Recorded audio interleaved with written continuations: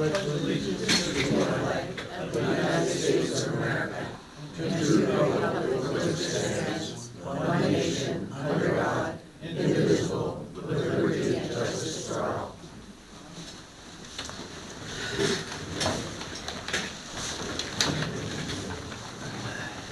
I'd like to welcome everybody here this evening, and just a couple ground rules.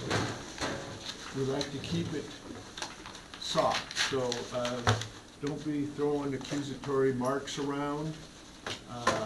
Talk to me. You know, don't talk to a particular board member.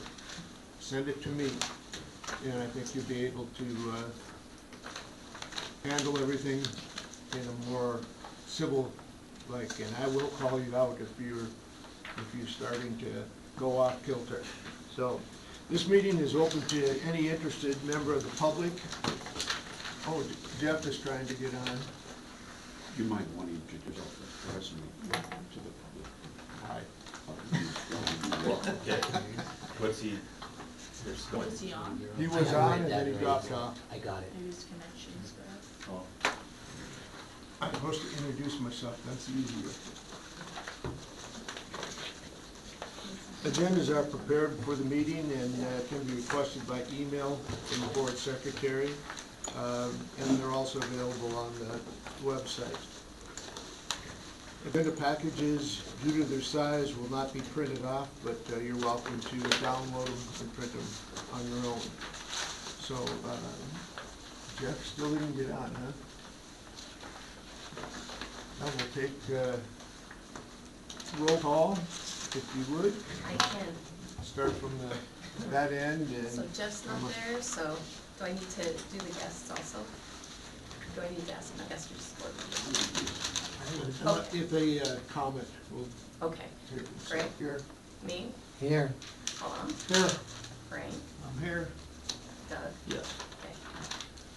Okay, we do have a quorum and. I Mr. know- Chairman, I'm here too. I didn't hear my name get called. Oh, I we didn't don't see see it. it. Yeah, we're. My name's on my board, so I can see it. There you are. There you are. Okay, and Jeff is here. So we do have a quorum. During the course of this meeting, the public may be heard before a vote is cast. The board president will acknowledge the public once a motion has been made and discussed by the board for their input. I will then recognize speakers who raise their hand. Once recognized, the speaker should move to the side of the table here, state your name, and spell your last name for the record. You'll be allowed to comment up to 3 minutes, and each speaker will have one opportunity to speak on the agenda item. Once the public comment period is over, there will be no additional comments unless specifically requested by the president or presiding officers. And with those as ground rules, I want to let you know that's not the end of the public comment. You're more than welcome to write a note and submit it to the board members or to our general manager. So please do that. Right now, we'll take public comment on any non-agenda items. So you're welcome to comment on anything that is not on the agenda.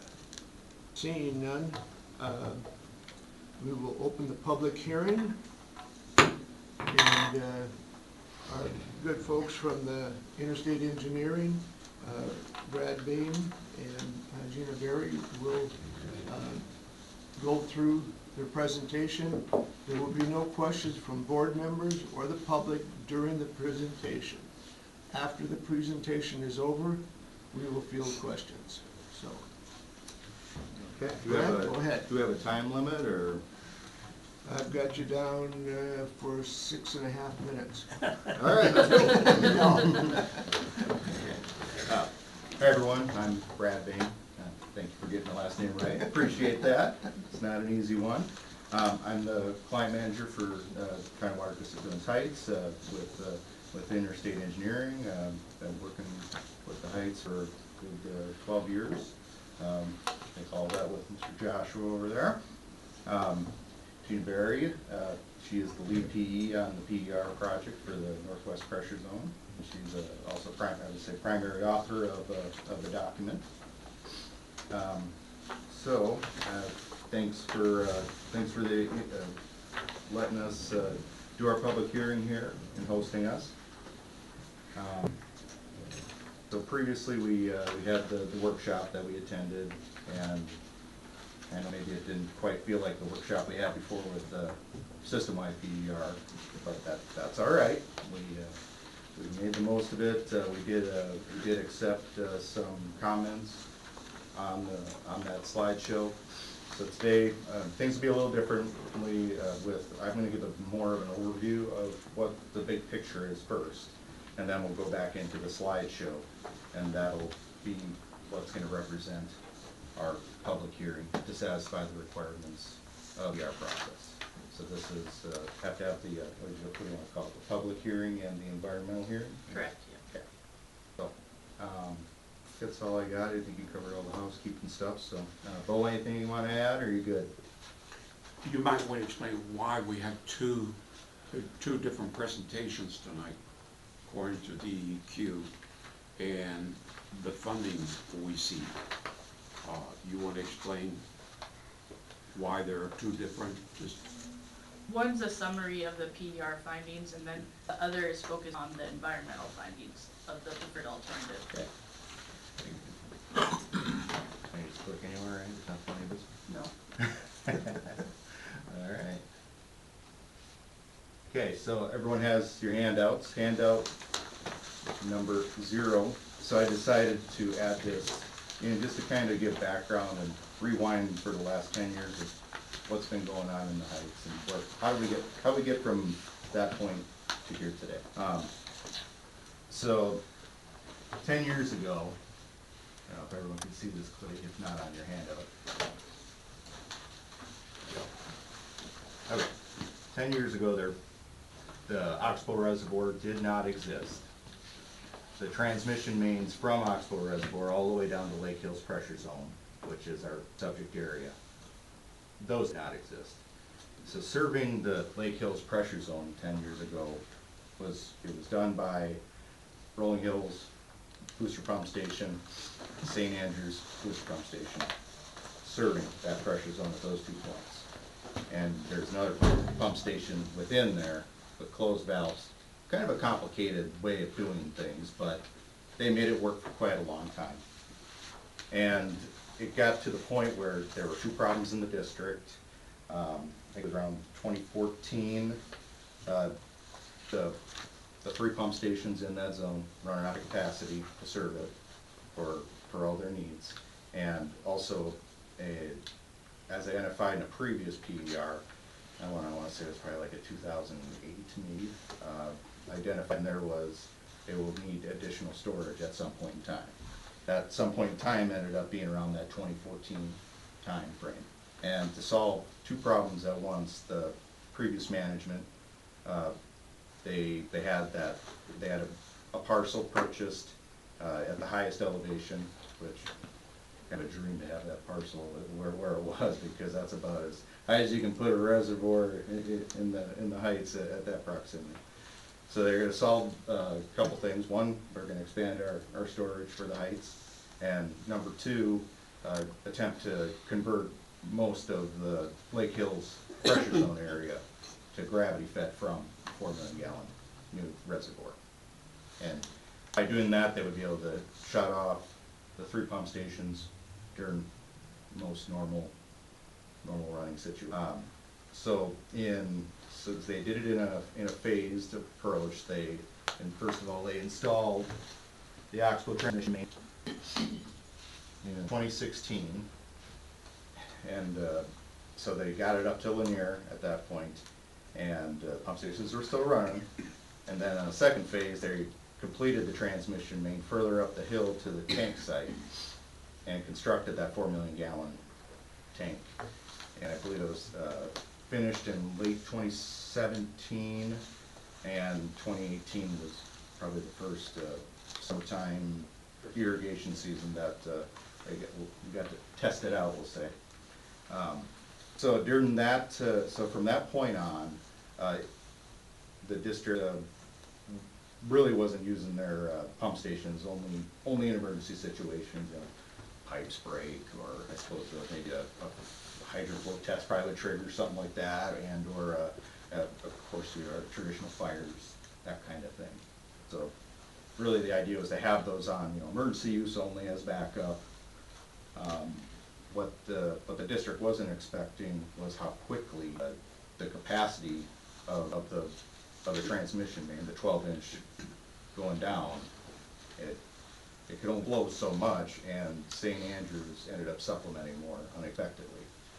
And, you know, at first it was turning on, and, you know, it's okay to use your emergency stuff, or, you know, that's what it's there for.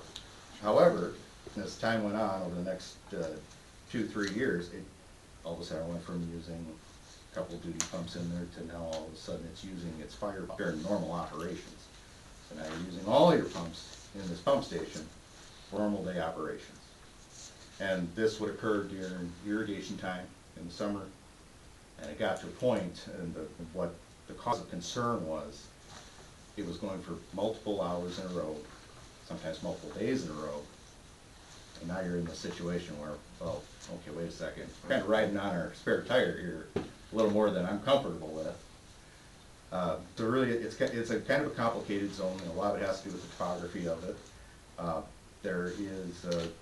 It's unique in that it has a lot of empty parcels in it, and it is still, even though there's not subdivisions being expanded upon it per se in a big way, there's a lot of vacant land in there that all of a sudden became attractive to builders, especially during COVID time. So if you were to look at the map here, you see all that red in there. Those are all vacant parcels, over 150 of them at least. And that's not including some of these green parcels in here. They actually are not hooked onto the system yet, but they have like foundations in the ground. You know, they're being developed as well. It wouldn't surprise me if there's way more than 150 potential homes just within that zone.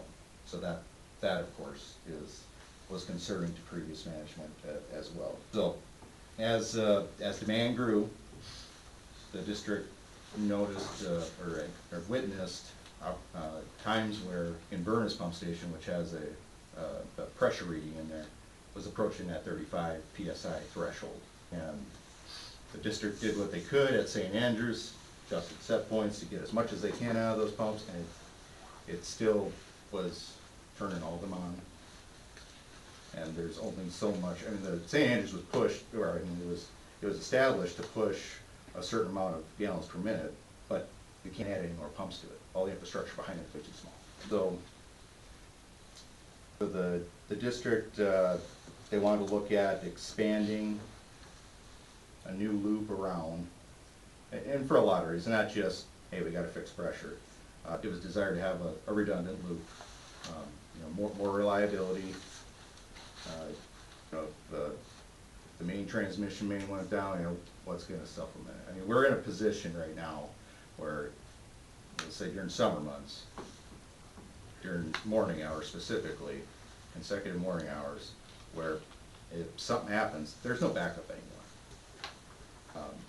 You know, we did work with the district recently to establish another pressure zone within the Lake Hill zone to also supplement a situation so that you could boost pressures in the extreme areas, which are of course the elevated areas. So the big picture is that the districts back then, they built this 4 million gallon reservoir. They built this 24-inch transmission main that goes down and stops at Lake Elmo and Alexander, the intersection there. And you know, they built that 12-inch line, but ultimately this is all meant to serve the Lake Hill zone and basically anything else within this service boundary. And that is their planning area. You can't just build a reservoir or build a pump station or build infrastructure without having, okay, how far do we think we're gonna go out here?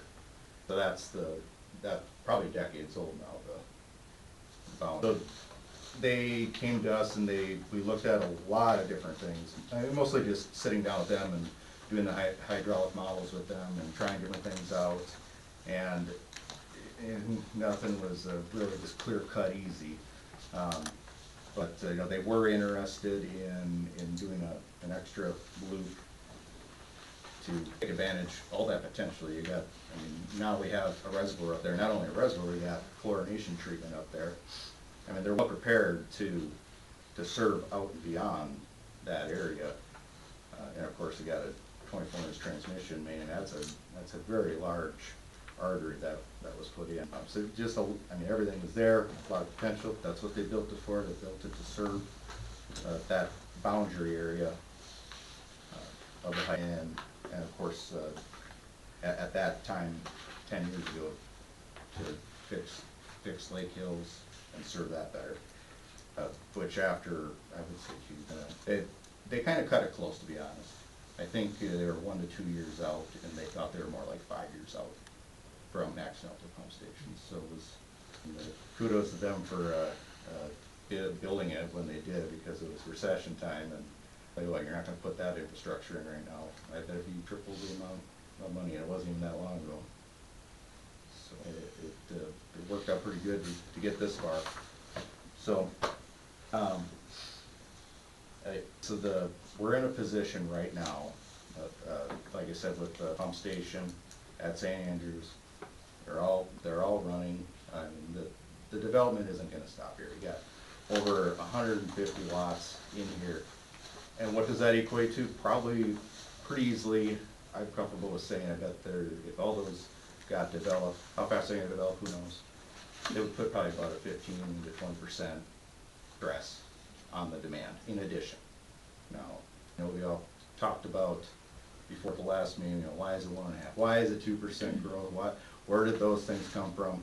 Well, we have a lot of SCADA data, and we also have information showing that actually I think the service growth was 1.9%. Or look at that, growing numbers of service. So there was that trend, there was the SCADA trend, and of course right after COVID there was major concerns about all these vacant lots in there. And if they are popping, how fast are they gonna go? You know, I can't, if we're talking about a large area, large city, I mean, the bigger a city gets, the smaller those numbers get, the growth numbers. But when you're talking about these smaller pressure zones, that's where things can get extreme, and you don't know it until the day it happens. Even though even though the whole district may be growing at 1.5%, 2%,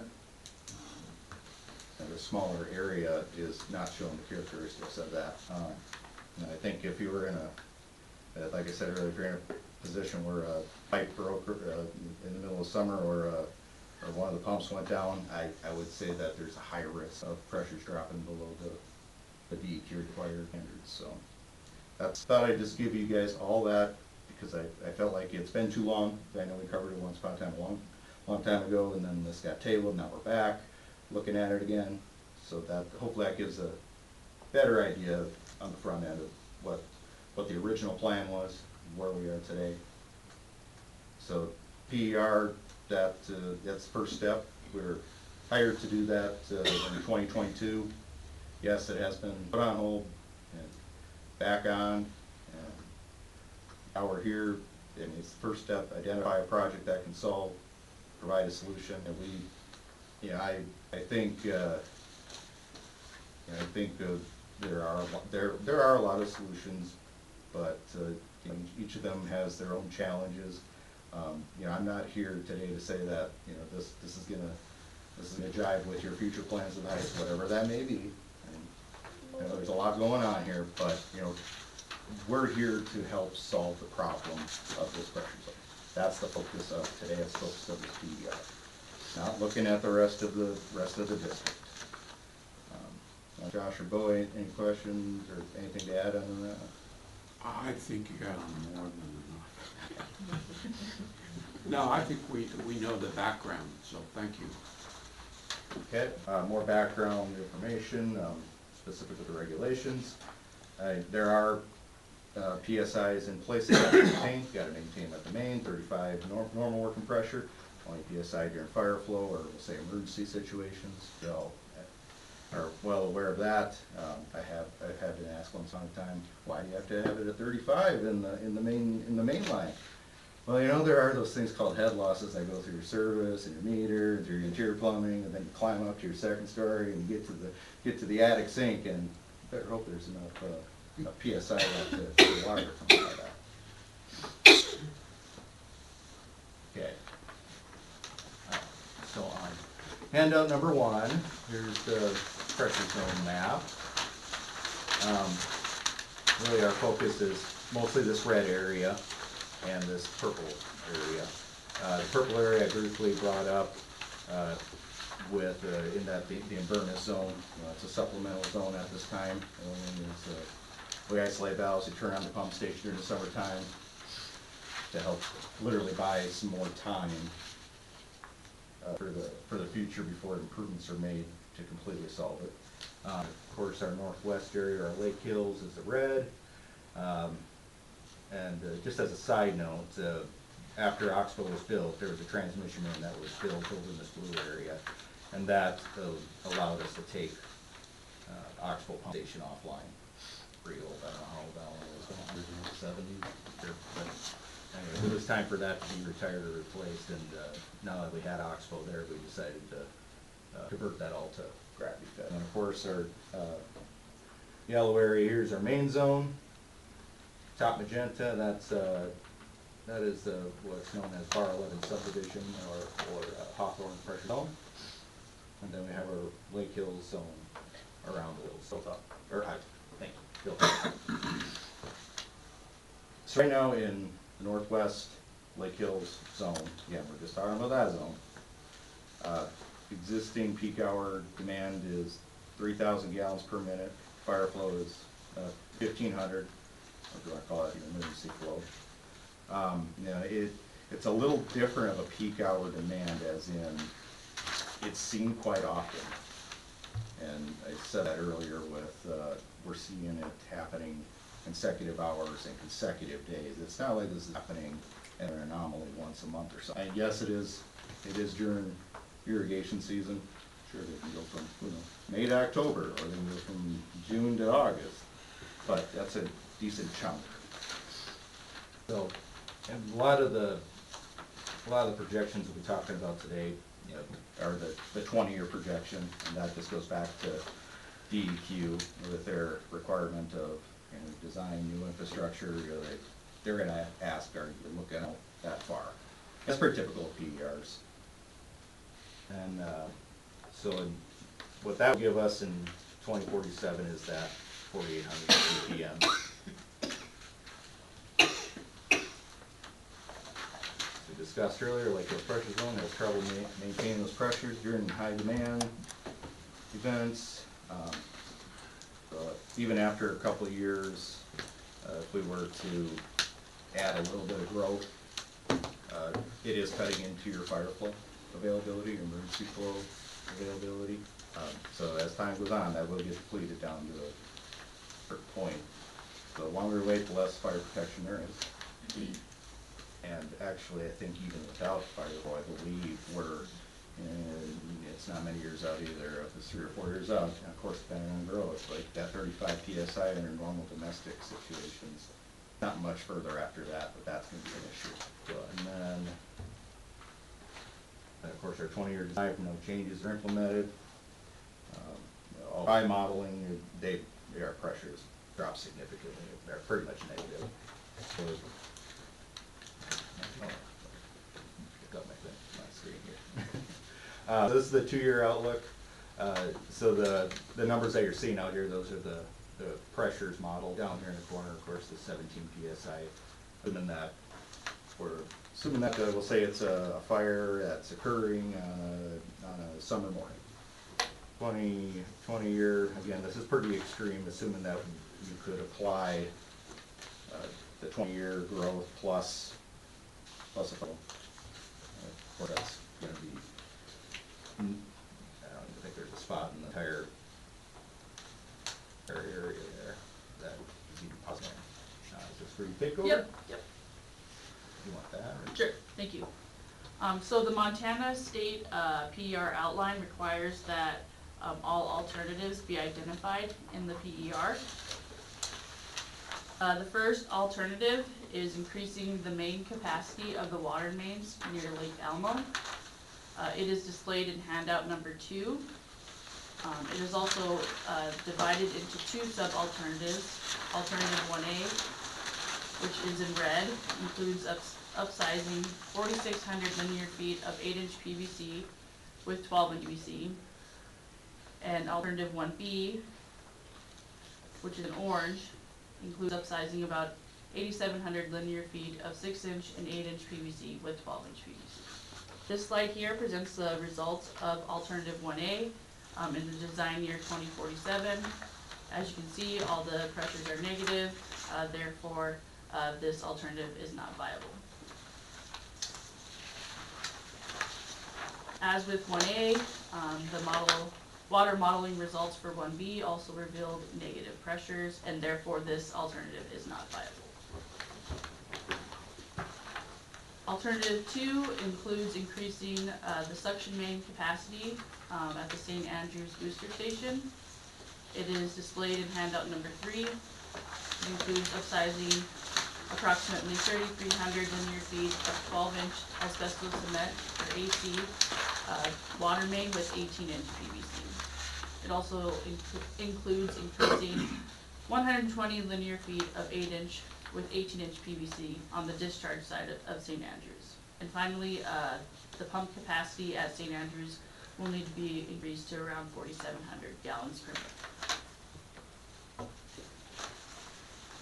Water modeling results for alternative 2 revealed that all of the pressures in the 2047 design year are above 20 psi. Therefore, this alternative is viable, and it has a total capital cost of around $5 million.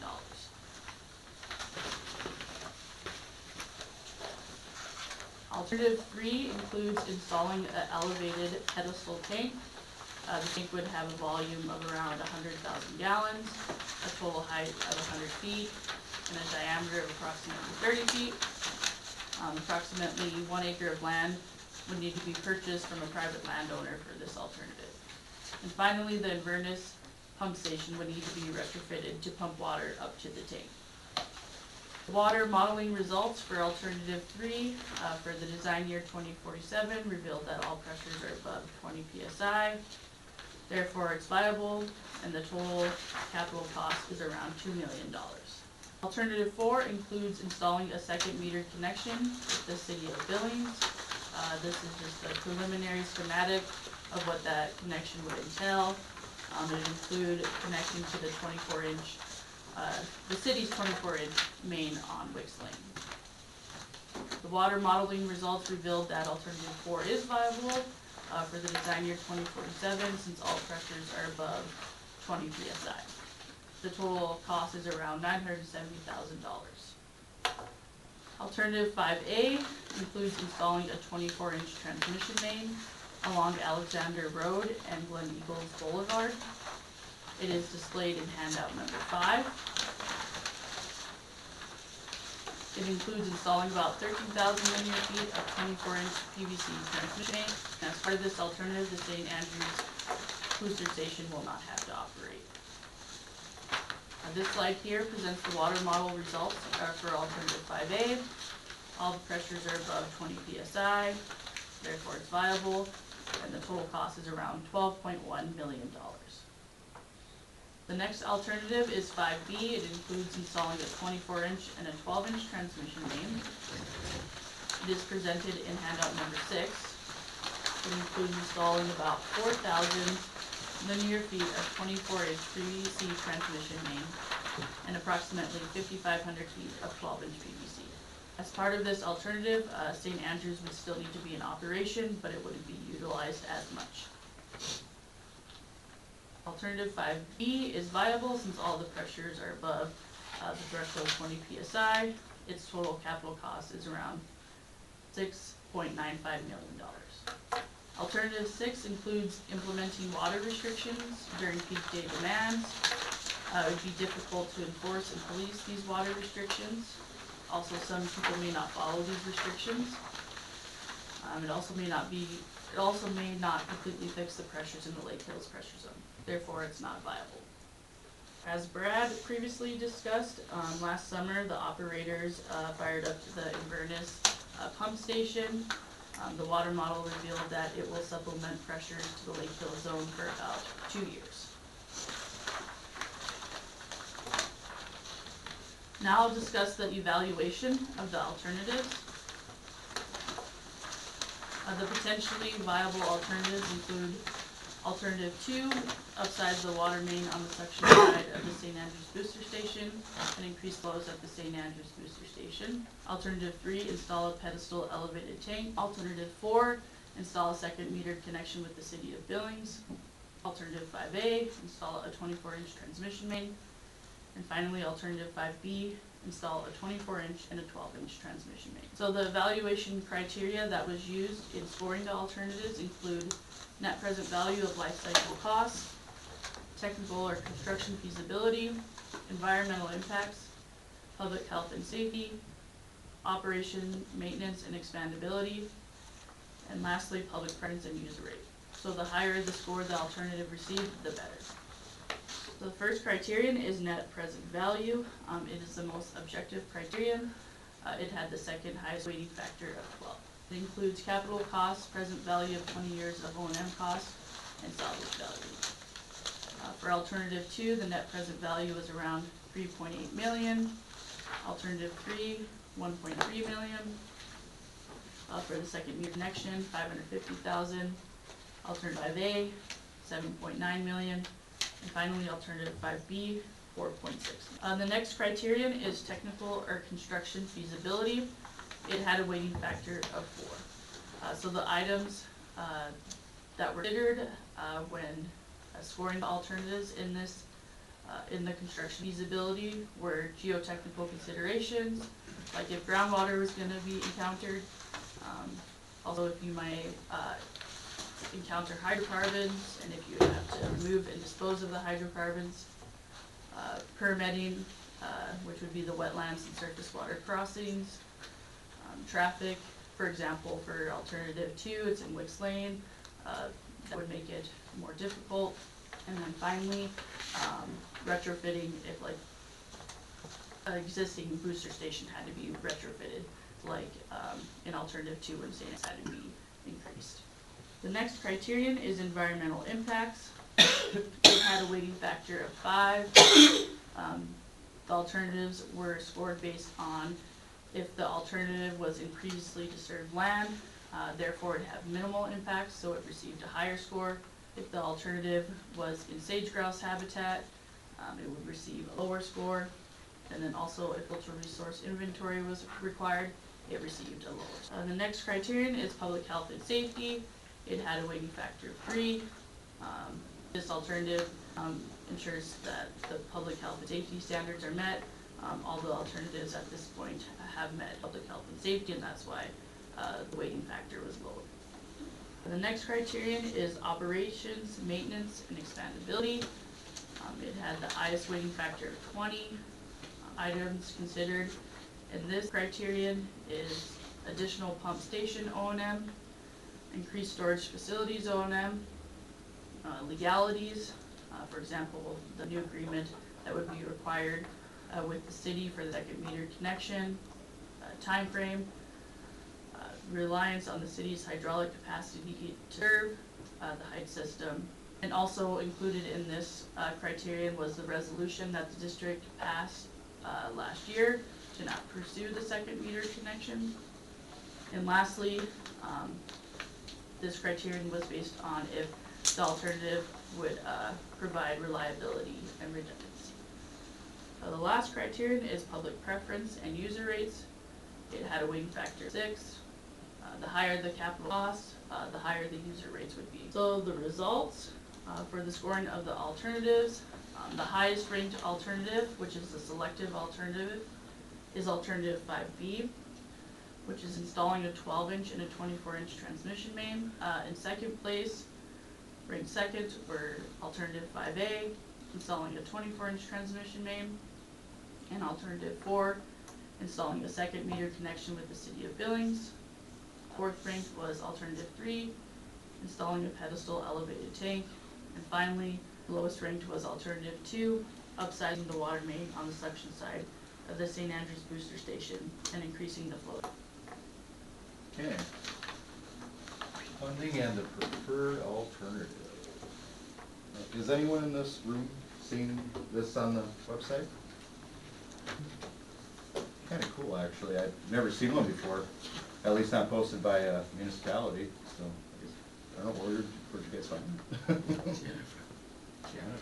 Jen's husband built it. Very nice. Well, kudos to you guys, this is pretty cool, and it's very transparent too with the public, and there's a lot of, this might save a lot of questions along there for the common users.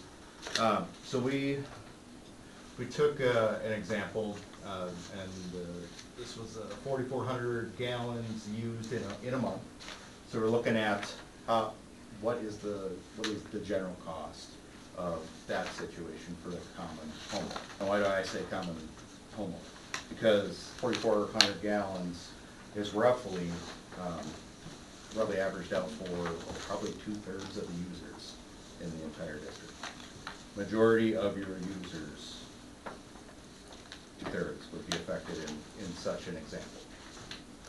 So in this example, so you got your tier 1, tier 2, tier 3, tier 4 added up in a total cost calculation, $14.94.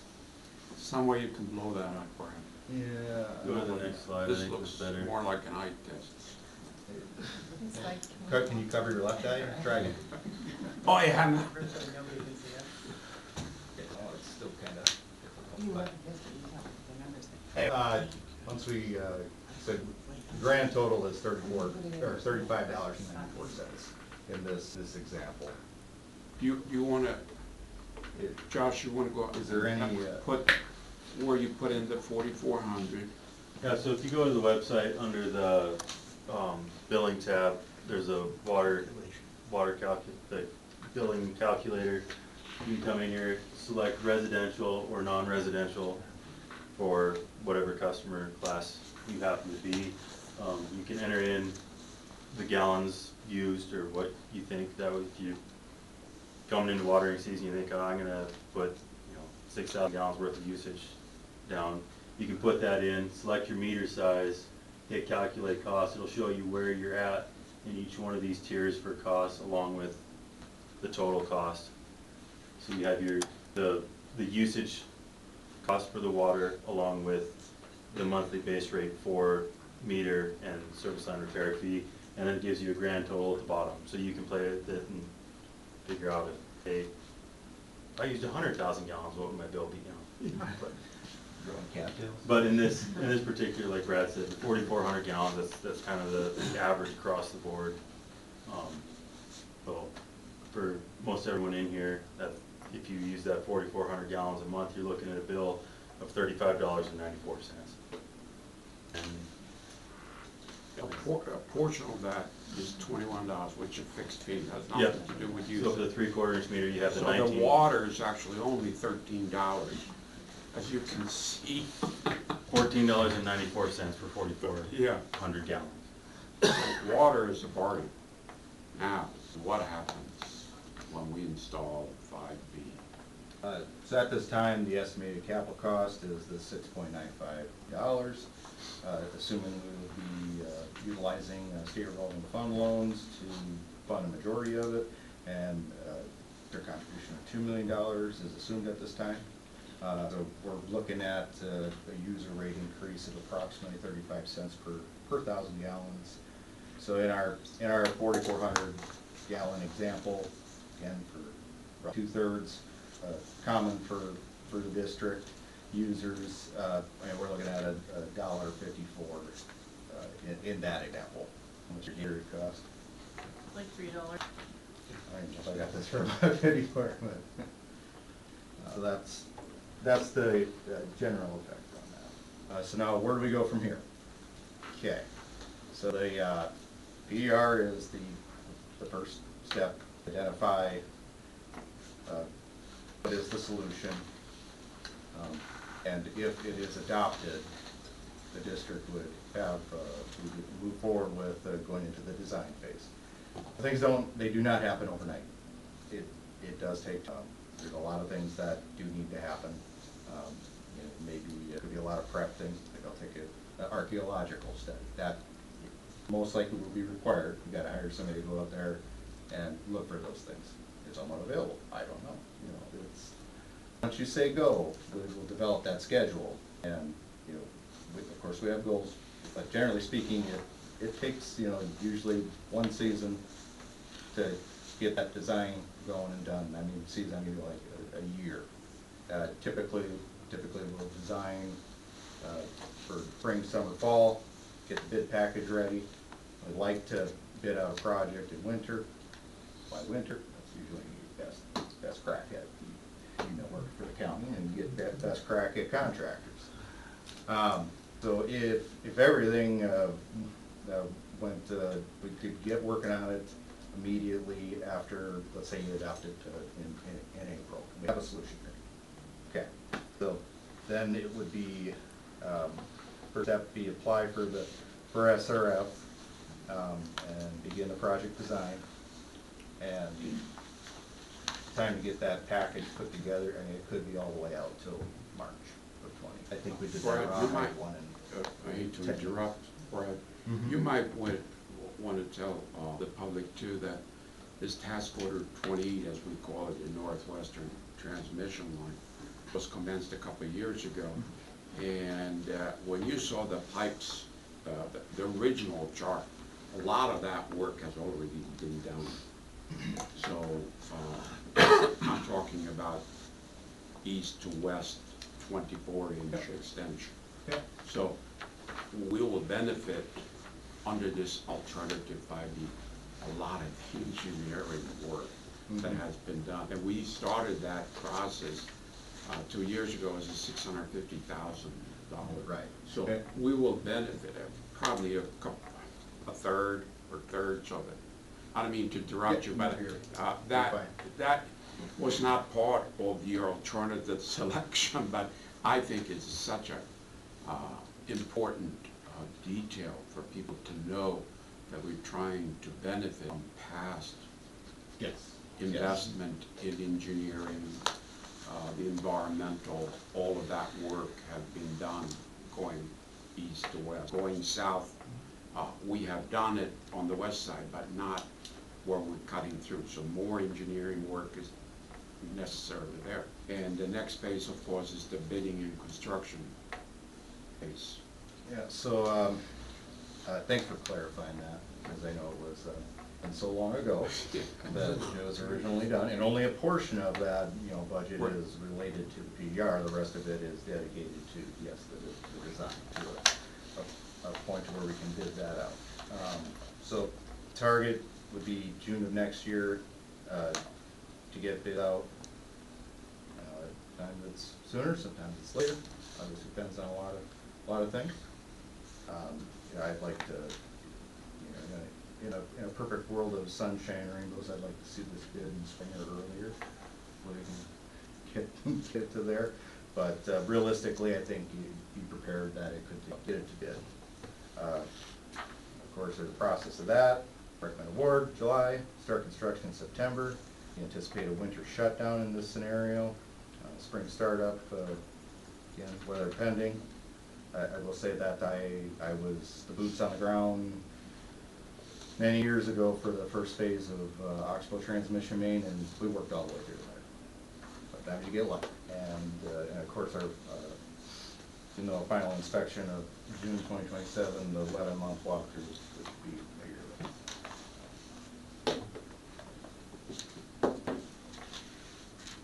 Before I get to the questions, just want to check my list here. Now, Doug, you'll be receiving all questions from here on out? So where we are in the public hearing process, and Gina, correct me if I'm wrong, so anyone really has an opportunity to comment on this until April 8th? Yeah, Is that correct, yep. And that's a 30-day period Yep. from the first advertisement. It's not that this is the end all be all, but we, you know, we do have copies of the PERs here. I think we can access them digitally, correct? Is that- Yeah, off of the website. This will be, the high this will also be website. posted. So, yeah, it's not that right now is, you have to give me your questions or I'm never gonna listen to you again. It's not that at all. You guys have time to submit all the way up to that point. Doug will be happy to take those in. I'll let him now. Did you say April 3rd? April 8th. 8th. Okay? Okay. I think that's all I have, other than, you know, repeating earlier, you know, time is kind of the essence. You know, again, for us, it's a health and safety, and this, yeah, to be honest, doesn't really matter to us what the solution is. We just need to work towards that solution. You know, there is a risk of letting things fester too long. And I couldn't guarantee we're just one hot drug summer away from seeing issues. In 1 year, are we talking 3 or 4 years? I don't know. But you know, somewhere in the middle, I would say that the action needs to be done, and it takes, like it just went through the schedule, and it could take 2 years to get that thing built, whatever it could be. Okay, we'll start with questions or comments from the board. One question or one comment, and then we'll move to another board question. So we can't take a question with 27 sub-questions. So one question, Director Zagorn, go ahead. Yeah, I don't get the Yellowstone County News. That is the official paper for advertising. Has the two notices for this 30-day comment period been in the Yellowstone County News? Yes, they have. Thank you. Well, when did the 30-day period start? The first notice ran on the 7th, and the second one ran a week following on the 14th. So that's why we're coming up with April 8th is Yeah. off Correct. March 7th. Thank you. Further questions from the board or comments? I can't see Jeff, so if somebody sees him, you know. He's sitting back, I don't see a hand. Okay. Seeing no further comments from the board, we'll go to public comments. Pam? This is not my public comment, but if, Gina, if you stop sharing the screen, then Jeff can show up and then Deb can see him. So I guess I'm disappointed by the presentation. The choice of a $6.9 million project is totally based on the board, is totally impacted by the board having voted in August to take the second connection off the table. Because we were told that the second connection wouldn't work. In September, some board members and the management received a letter from DEQ that said you don't need all this, you can just put in a second connection, you don't need anything that slows it down, a check valve. And so the resolution that was passed in August is null and void. Therefore, both the City of Billings engineer, Louis Engels, and Morrison Merrily, the outside engineers, have recommended that the best choice is to put in the second connection at a cost of less than $1 million. Probably won't be that much. The city came to the district 18 months ago, said we can put in a second connection for 1/2 of a percentage point. And we had some board members that said, we don't want to increase our rates. But nobody said, so what would be if you pay it cash?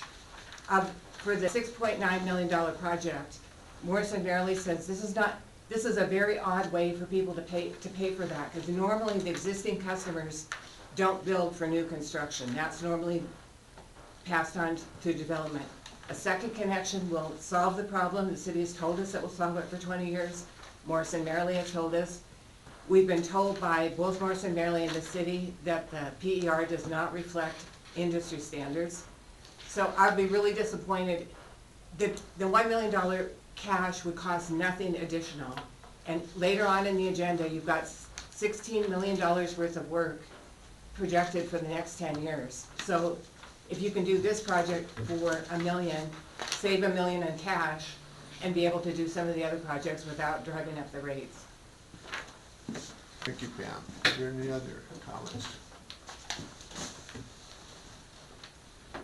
Mr. Chairman, I'd like to offer comments as a member of the public. Go ahead. Start my timer. I already have it started. I've been a customer of the County Water District of Billings Heights since 1983. I purchased my first piece of commercial property at the corner of Crow Lane and Main Street during that summer. I am concerned that I raised questions about the modeling, the peak day versus peak hour, and the population growth, but let's put those to the side. What I'm really worried about is the fact that, from my perspective, the board was denied an opportunity to have input on the scoring. We were never contacted, and as a result, any rating formula Excuse can me, be Jeff. manipulated. Sir, are you gonna interrupt me, or are you gonna let me Yes, speak? yes, I'm gonna interrupt you. I'll give you time. We wanna hear what you said, though.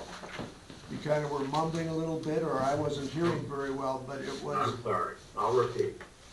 I do not think the board got an opportunity to have any input to the scoring on the matrix, and I think that needs to occur. I think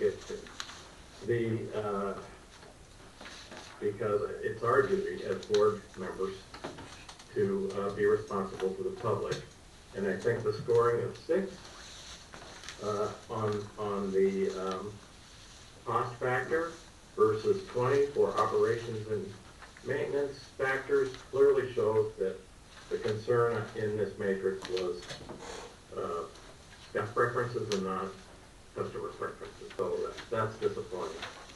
I would say I think alternative 2 and frankly 5A need to be given. The alternative 2 would solve the problem. It would be very straightforward. It would actually solve part of what we expect will be the asbestos cement pipe replacement problem. And it will only serve existing customers. Alternative 5A actually has got the geological and drilling stuff ready, and frankly, one of Josh's comments that it would serve 2 12-inch lines instead of just one, I think might make it a better investment for the district, whether the district remains separate or consolidates in the future. So that's my comment. I would hope that the board will consider the customer's needs. I know as an engineer, I like to build projects. And frankly, my most fun thing was building a project, and I kept doing it even beyond the point that it made sense for me. But I was spending my own money and risking my own money doing that. We were spending our customers' money doing that. And my big concern, frankly, is that the 5B alternative has been designed. I don't know what the facts are, I'll admit that, but the rumor on the street is that the family that owns that property to the north, that this would cross, dealing with an out-of-state company, and frankly, I don't like corporate welfare, and I don't believe that a new out-of-state company coming into the market, if that is indeed the case, should be given a competitive advantage versus the builders and small businesses and residents in the district that have been paying the bills for the last 68 years. Thank you very much. thank you for your comment, Jeff. Is there any other comments? Frank, Thank you. for the public or board? Board, I guess. Same thing, a public board, whatever. So, Pam already brought it up about the letter from DEQ stating that the city can require less than what has been the double check valve, all that stuff. And so I've got, there was a meeting on the 26th of July 24, and it's on the bottom of the one page. It says, once Interstate Engineering have an acceptable response from DEQ about the proposed swing check valve and the head loss issues resolved, we will propose a meeting with the city. So that was like 2 months before that email that Lewis gave Bo, saying that it's up to the city what they want to do. And all the water from the city comes through a flow meter and a single check valve at the Walter Pump Station. Why we don't have a double one there, I don't know. And it's the same water on both sides. It's all produced in the city. And then, also the, if you do the alternative 4, what's scored way higher in the first May 13th PER on this whole program for the getting all this done is so on that one, number 4 was 393.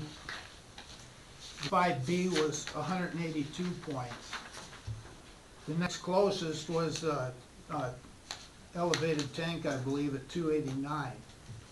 But all of a sudden then it changes, and now alternative 4 is lower than 5B, but only by 5 points. And so it seems like it's a viable solution. You already said that. And that 35 cents that's gonna be added per 1,000 gallons will, for the ratepayers, will drop to 5 cents, because when you divide 7 million into the 35, that's 5 cents. So instead of paying 35 cents, and I don't even know if we'd have to pay that, because on that scenario they're showing where they're taking 2 million out of our reserves to pay down part of the 5B, and if you can leave 1 million in there, and it's not even gonna cost as much, it won't even cost the 1 million now, because if you only got a single check valve, it'd probably be half of that. So it'd be, if you paid out of reserves, you wouldn't even have an increase, I don't think. I did. Oh, Done. you're done? Done deal, already. Any other comments? Bing. Yeah, thank you, Director. I'm looking at what fine work that Interstate Engineering has done. And I am not an engineer, and nobody on this board is an engineer. And you gotta go with the recommendation, what the engineers are saying. And when I look at 1,000 gallons for 35 cents, come on, guys, that is nothing. And this is the best alternative that we got, and we wanna be a cheapskate and go with the 5-cent one, when this is the recommendation from the engineers that have been working on this project for 35 years. We have been talking about Northwest Transmission for 4 years, since the day I've been on this. And right now, all of a sudden, this new board, where people on the board are objecting at the last second. We need to go with what we had from the very get-go. I know Mr. Mackey and Butch have been at how many meetings in regards to this Northwest Pipeline, and 3 managers have said this is the best way to do it. Now we're looking at a connection with the city. I'm telling you, we're gonna have to look at what a lot of people don't wanna look at, and that is, they're trying to push a consolidation with the city Okay, before we've ever been there. On the subject, Ming. Okay, Stay on that's, the subject. but this is a part with the Northwest bypass, is the fact that that's the push here, that we need to consider that that has not been approved by the people of the Heights in regards to a consolidation. So, Ming, the let's two go with don't- the engineers and see what they have to do. I'm done. Those 2 items you mentioned don't correlate to anything. Nothing at all. Any other comments from the board? Any further comments from the public? Mike?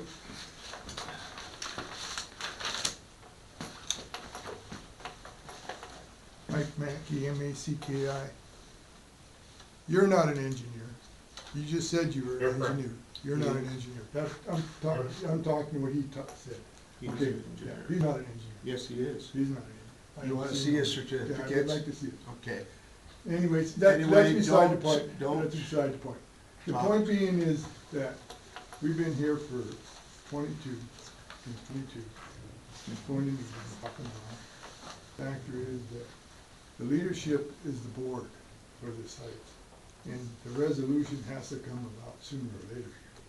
We just can't continue with this thing forever. It's just costing more and more money. Are you talking, do you have anything to say about the projects that are on the table. The 5B, if that's what the engineer has come up with, then we need to go with something what the engineer goes for. I mean, I'm not an engineer, I thoroughly admit that, but I'm gonna take a recommendation from somebody that is an engineer. And I think the rest of the public, for 35 cents, means right. That's not very much for future growth and operations that we're gonna need to have down the line. Okay, Thank you. any other comments? Seeing none, we will close the portion of the meeting on the Northwest PEI. And I want to thank Interstate Engineering for coming this evening and giving us the information. And again, I wanted to let the public know, as well as the board members, if you have questions, write them down and submit them to Bo, and Bo will get them over to Interstate Engineering. We do have an environmental presentation. This evening, Yeah. are you ready? Yeah. Okay. Go ahead with the environmental. I thought you were gonna do both of them at one time. No, I'm doing Okay. it separately. So you're gonna move on to the environmental right now.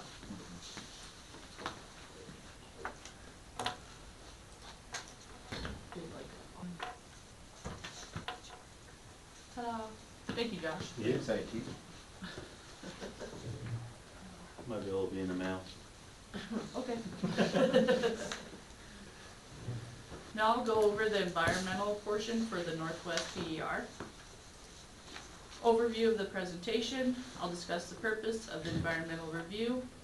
Then I'll discuss letters sent to specific agencies. Then I'll go over the environmental categories. And then I'll discuss the environmental review record. And then finally, I'll discuss the findings of the environmental review. So the purpose of the environmental review, funding grants and construction projects are subject to Montana Environmental Policy Act, or MEPA. The effects on the environment and on people from the proposed improvements must be considered. Also, the public must be informed and comments and questions accepted on the environmental. So MEPA specifies 3 levels of environmental review. First is exempt or excluded from MEPA. The second is an environmental assessment, or EA. And lastly is environmental impact statement, or EIS. So construction projects are not exempt from MEPA, therefore the proposed project from the PER is not exempt. Now I'll discuss the environmental letters. As part of the PER, we solicited comments from various agencies to provide input on the proposed project. Their input was used to develop the environmental checklist. This is a list of the agencies. I'm not gonna name them all off, but a few of them include Bureau of Indian Affairs, or BIA, and the Montana Department of Education, or MDT. The environmental categories include soils, wetlands, surface water, groundwater, floodplains, air quality, odor, hazardous waste, animal and plant species of concern, wild and scenic rivers, underground storage tank, energy consumption, and now I'll go over the environmental review record. The items include discussing reasonable alternatives. Also, as part of the environmental, we have to identify measures necessary to reduce any impacts. Then it is decided if an environmental assessment or an environmental impact statement is required, and then it all includes public involvement, which is this public hearing. As we just discussed, multiple alternatives were evaluated to address the low pressures in the Northwest Pressure Zone. This environmental portion was only completed for the preferred alternative, which is alternative 5B, install a 24-inch and a 12-inch transmission main. As a refresher, handout number 6 from the PER presentation displays alternative 5B. It includes installing about 4,000 linear feet of new 24-inch polyvinyl chloride, or PVC, and about 5,500 linear feet of new 12-inch PVC. Approximately 1,500 linear feet of the transmission main will be horizontally directionally drilled under the Billings Bench Water Association, or BBWA Canal, the wetlands, and 5 Mile Creek. Now I'll discuss mitigation measures. Since more than 1 acre of land is going to be disturbed in alternative 5B, the contractor will be required to have a stormwater pollution prevention plan, or a SWIP. The SWIP will implement best management practices, or BMPs, to maintain erosion control practices. Next, there will be temporary mitigation for dust and noise during construction. The specifications will require the contractor to apply water to construction areas prone to creating dust. There will also be noise during construction. Residents located in the area will be given notice of the construction, and also the specifications will require the construction to occur during the day to not disturb residents in early mornings or evenings. As I discussed, about 1,500 linear feet of the transmission main will cross surface waters. At these crossings, the new mains will be directionally drilled in a casing. Due to this, minimal disturbances should occur. However, a joint application to the Army Corps of Engineers, the Department of Natural Resource Conservation, Montana Fish, Wildlife and Parks, Floodplain Administrator, the local conservation district, and the Montana DEQ will need to be submitted and approved before construction. The new 12-inch transmission main will be installed in undisturbed land. Due to this, a Class 3 cultural resource inventory is required. The inventory includes literature search and review and intensive field inspection of the area. The transmission main project is located in Montana sage-grouse habitat. As part of mitigation, the project will be submitted on the sage-grouse website during preliminary design. After we submit it, the program will provide mitigation requirements and options. Typically, the easiest mitigation option is to pay a fee towards the stewardship program, which restores and preserves sage-grouse habitat. So is an EIS requested? At this moment, we feel that it is not, but since SRF may be funding the project, if you guys choose to go that route, they will conduct their own environmental assessment for the project. Public involvement, this EA was published in the March 7th and 14th editions of the Yellowstone County News. Public comment will be for 30 days after the first publishing date. There's also a copy of the environmental review report on the district's website. So after the 30-day review, which will be April 8th, the resolution from the district accepting the findings of the EA can be passed. Does anybody have any questions, or do I have to? Questions, corrections, and I have two. First, the EA and the PER both have to be accepted separately, or separate resolutions? Yeah, separate resolutions, yeah. And my second question was the directional drilling for 5 Mile and the BBWA Canal. I believe 5 Mile is way up north by Alexander Road for this project, and the BBWA Canal is way down at the south end of the project. So would that be 2 directional drillings or 3? Is the wetlands in a different location than the canal? Yeah, the wetlands is where the 12 inches. You can see in the aerial where it's like more green. Yeah, it looks like 5 Mile Creek is clear up by the 24 and the 12 where they meet somewhere up there. Yeah. And the BBWA Canal where we cross it's clear down at the south end. Yeah. So that'd be 2 different directional drillings. Yeah. But what about the wetlands? Are they They'll right? be a separate. Where are they located in this? I thought they were down along the canal. So the wetlands and crossing the canal, is that 1 directional drill or would that be 2? It may depend on if we're required to do a wetland delineation. I don't believe we had done the last time, but things change all the time. So that's more to do But- with design? And I think If- when we do the survey too, I mean, A lot we'll of- get a better idea. A lot of times, like, I've talked to cultural research guys, they go, they're the boots on the ground. A lot of times they'll also do the wetland and further questions from the board? Lynn? Yeah, just a quick question on SRF. Now, is there a percentage or a cost on, I know this is for the project, but if we apply for a SRF grant, is it a grant or is it a loan that costs money, percentage-wise, you know? Normally, Well, it's a loan program. Okay. The state part of it is a loan program. and normally what's the And interest rate on It's been 2.5, it? Okay. for pretty much my whole career in Montana, actually, so I hope it stays that way for a long time. 2.5%. Any other questions from the board? I have a question, Mr. Chairman, Go ahead. for Gina. Gina, I am trying to recall, we, obviously the 5A alternative has already got the geotechnical drilling done. That's not done on 5B. And will have to be done under a new engineering contract.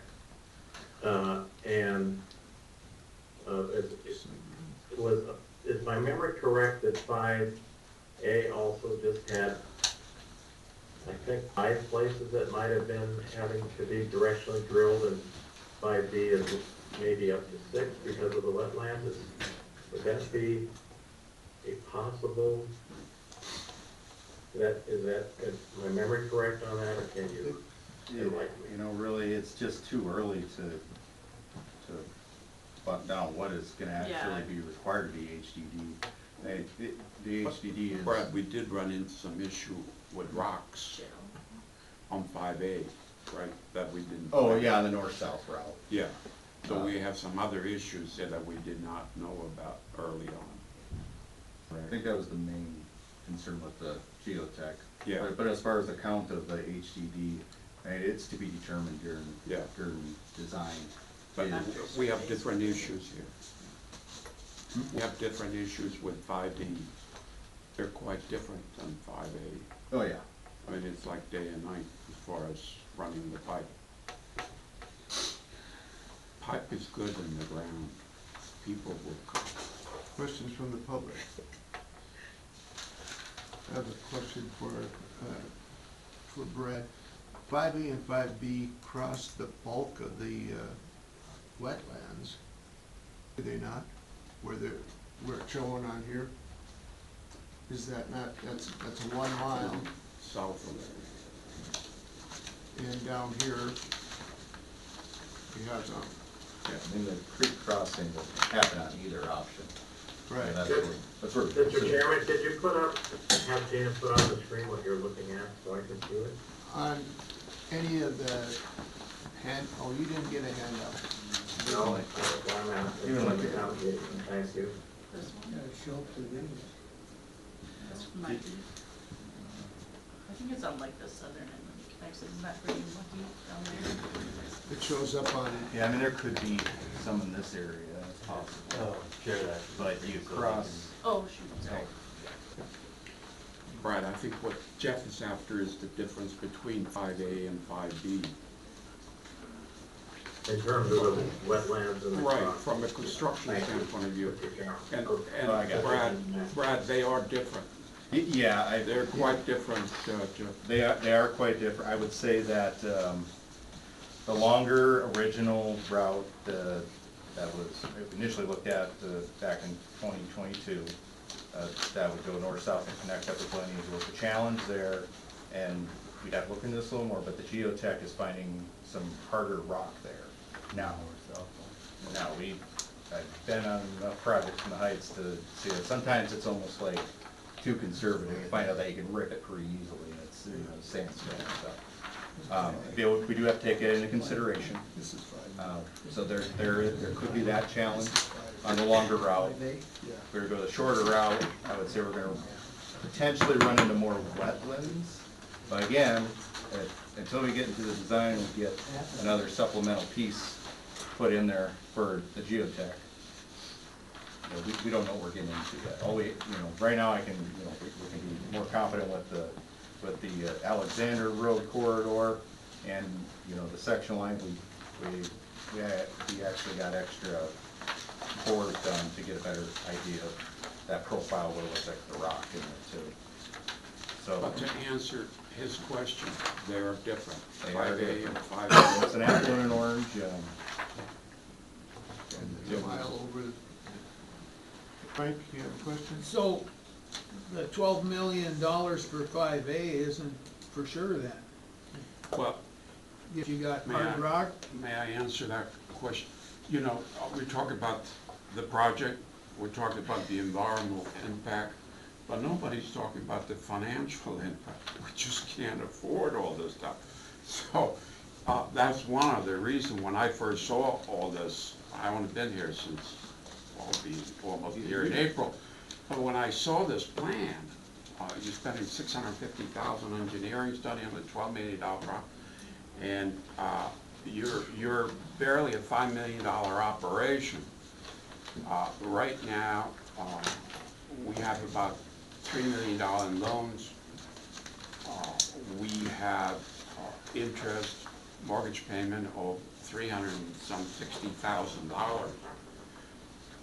Now, the Heights residents have paid us over the years money to fund projects like this. And our good fortune here, Heights is in a good financial situation to can afford a certain expansion, because you already paid the money. A lot of you taxpayers have paid. A small percentage of that fee you pay every month goes to maintaining the Heights project, but also for investing, and that's why we have that $2 million plus surplus. So when I saw the $12 million project and our revenues and our cash flow, there's no way. Doesn't matter how much you want 5A, it's not gonna happen. So that's the financial impact statement. So we all have wet dreams, but that dream is not a good one, you know. So it was actually Josh who came up with 5B, and he said, why don't we divide it into phase 1? And I liked it, and this is where we are. Question from, last question from Tom. Just comment. PER, preliminary engineering report. Then they go to design. These dollars are preliminary. They're fantasy. You do not take this and go out to bid. That's what they do in design. They come up with the rocks, the amount of material to be removed, the amount of new material to be put in, etc. These numbers are not what you expect when the bid comes in. These are preliminary engineering numbers, best guess. When design is done, then it goes out to bid. Sometimes bid comes in below the design engineer's prices. Sometimes they come in above. Then we'll have an honest number. Right now, we have no true numbers. We're nothing. We're just preliminary numbers. Best guess. Any other comments? Ring? I just wondered, 5A and 5B, with the moving the pipeline way down there onto Glen Eagles, will that leave a lot of room for expansion, 12.95 million to do that? Or can we just do 5B or 5B and then add that all the way to Glen Eagles later on if they need to, 20 to 30 years out? That's why we call this phase 1. Okay, that's all I need to know, thank you. We have to break, because there is no way you guys can approve a $13 million project. We don't have the financial oomph to do it. This is a prudent way to do it. A little bit about what we really want to do, but we divide it into several phases. And I gotta give Josh credit because he really wanted this, and I said, you can't have it. Okay, how about taking the Pueblo shore? Yes, you can, you know, and now we cut the price in half. That's really where we are. Well, I don't think it would be prudent to do that anyway, because you can't put something on the ratepayers that they're not gonna get anything back. And going that extra mile, they're not gonna get a penny benefit. No, it's gonna double the cost. we're not gonna get it on this either.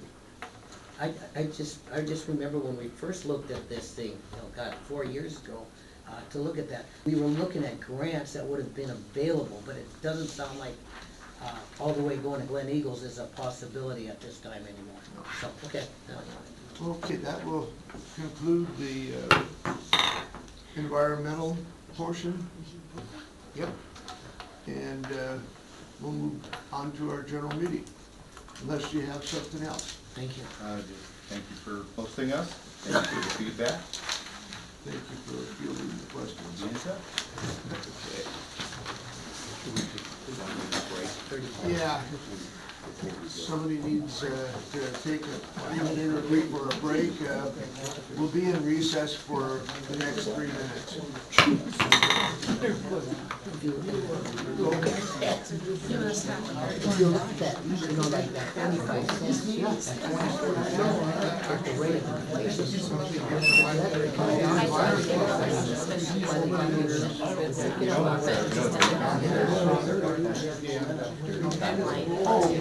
That's right. So I'm like, why not? You know, but even if it's 35 cents, you know, the cost, 35 cents now, 2047, 35 cents right now. You know what I mean? So really, if you don't think inflation, so we might have a better system, like one that's built. So, yeah, I don't understand why we're about next year. Silver ice.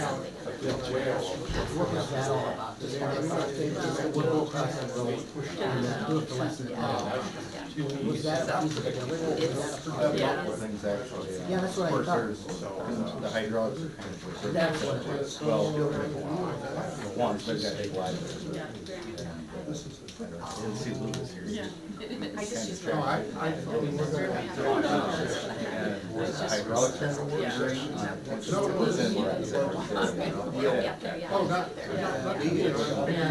Yeah, because when I talked to Louis about that, you know, he said, well, we can do that, but you know, he wasn't really in favor of it at all, because he wanted to. Yeah. You ready to go again? Yeah, drop off. What? Yeah, drop off. Yeah, but I've never gone down that road. yeah, because that hydraulics was a big question, and then I forgot about the liability act issue. You will come back. Because there was questions about I just say what they wanted to take this over.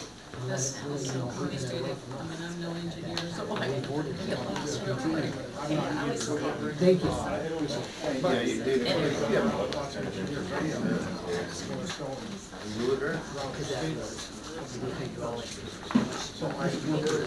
Thank you, Gina. You're welcome.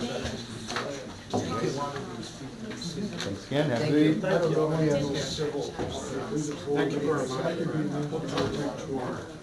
I'll be in the morning briefly. Oh, that's right. Okay. Enjoy your vacation, Brad. He has a degree in law also. I have a law degree. I don't He was a career student. Hi. Okay, nice to meet you. I'm not 100% certain.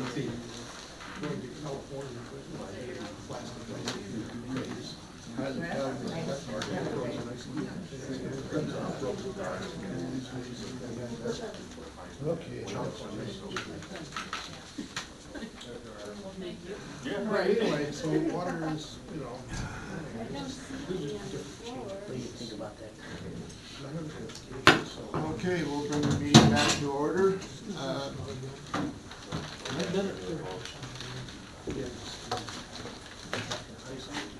This is the, oh, okay.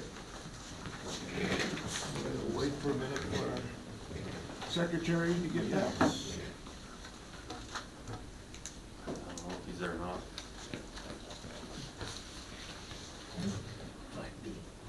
Are you there, Jeff? It doesn't even show him on the, like in the gallery, so. It might be cocktail hour, actually. I think he's on the same time. He's there. It's not there.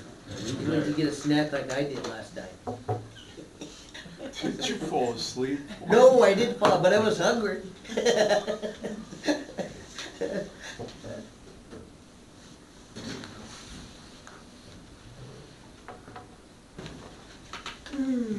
she comes. Miss America. Okay, now we're ready to go. Okay, first item on the agenda is approval of minutes. We have the board minutes for January 15th and also February meeting. Jeff, you wanted to postpone? If we may, sir, I'm waiting patiently for the contractor to get the audio minutes posted so I can keep my commitment to director's review, which was made the audio? respectfully to me. Which, the audio that Bo sent to you? What, Or what, what? what Posted are you where? looking for? Are we Jan- holding the you up? January minutes, The audio of the January minutes. yeah, that's what I'll need, yeah. Okay, I thought it might have been put up earlier, so I didn't make a special request for it, I'm sorry. Okay, so we'll postpone, you would like to move that we postpone the approval of the January minutes until April? With your consent, sir, yes, the consent of the board, thank you. Without objection? I have checked. Okay, we have two people objecting, so, you wanna say something, Yes. Director Boone? Look at these minutes last month. The minutes define what Jeff said and what he did. And they even say that any further discussion should be in closed session. I think that covered well. I move we adopt the minutes as presented for the January meeting. Okay, Yeah, I second. it's been moved by Tom and seconded by Ming. And, discussion, Jeff, you okay with that? Well, I'm gonna ask for a roll call vote, sir. Okay. Can I ask a question? Is that the minutes that you wanted accepted, is the ones that are listed here now? That they've been changed or not? No. They have- No, They he have wants not the been audio. because director's review asked me to listen to the minutes to make sure my recollection is correct. Correct, I have not had the opportunity to do that yet. You know, if director's reviewing is willing, you know, we can adopt them, and after I get a chance to fulfill my commitment to him, and he was the one that asked for it, I'd like, you know, if a change is needed or warranted, I'd like to come back. No, just, Is that acceptable to you, Tom? once the minutes are, accepted, they are the minutes for the meeting, and you can no longer go in and change them. So the ball's in your court there, Director Zulin. Well, I made the motion. I think the I know you minutes, made the motion, but, you do realize that Yes. you have to let Jeff. I think the minutes are adequate as is. They don't need to go into any further detail. I think the detail is there, the point is covered. Let's move on. Okay, roll call vote. Jeff? Right there? No, Greg? I'll say yes. Me? Yes. Yes. No. No. Frank? Guys on a tie. Aren't you a tiebreaker though? No, there's No, no. that's the No, vote tiebreaker. on every motion. The president does? Yep, Okay. by law. Okay, so did he vote? Yes. You voted no. No. Okay, I'm sorry, I missed that. 3-3. I thought he said. February minutes. Thank you. We'll move to February. We'll just show the board meetings for January were not approved. Back in. And we'll go back to April. Okay, you have a motion on the February minutes, I move to approve as presented. okay? Moved by Tom, second by Greg. Any discussion? Seeing no discussion, we'll take a voice vote. All in favor, please signify by saying aye. Aye. Aye. Opposed, please say no. February minutes have been approved unanimously. Okay, Motion to approve consent agenda. it's been moved by Director Ewald to approve the consent agenda I'll second. and seconded by Tom. Is there any discussion?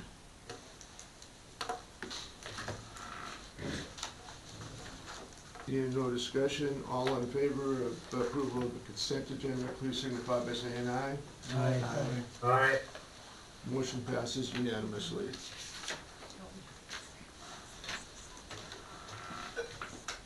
Managers report. Oh, Okay, I'll be brief. We have the same staff, same number of staff. Everything is up to snuff with staff. Customer complaints and service calls. We had some legal invitation there. I haven't heard anything new on those matters. And as you know, we had some issue with Vex Fuel. The service cards we are using for staff, and that seemed to be resolving very favorable to us. Vex is a large company, and our mothership is the state of Montana, and their attorneys are handling it. But it looks like we're off the for. I think they think it's 7,000. According to my books, it's 11,000. But it looks good. Service line issues, we had 2 freeze-ups last month, down from 5 the month before.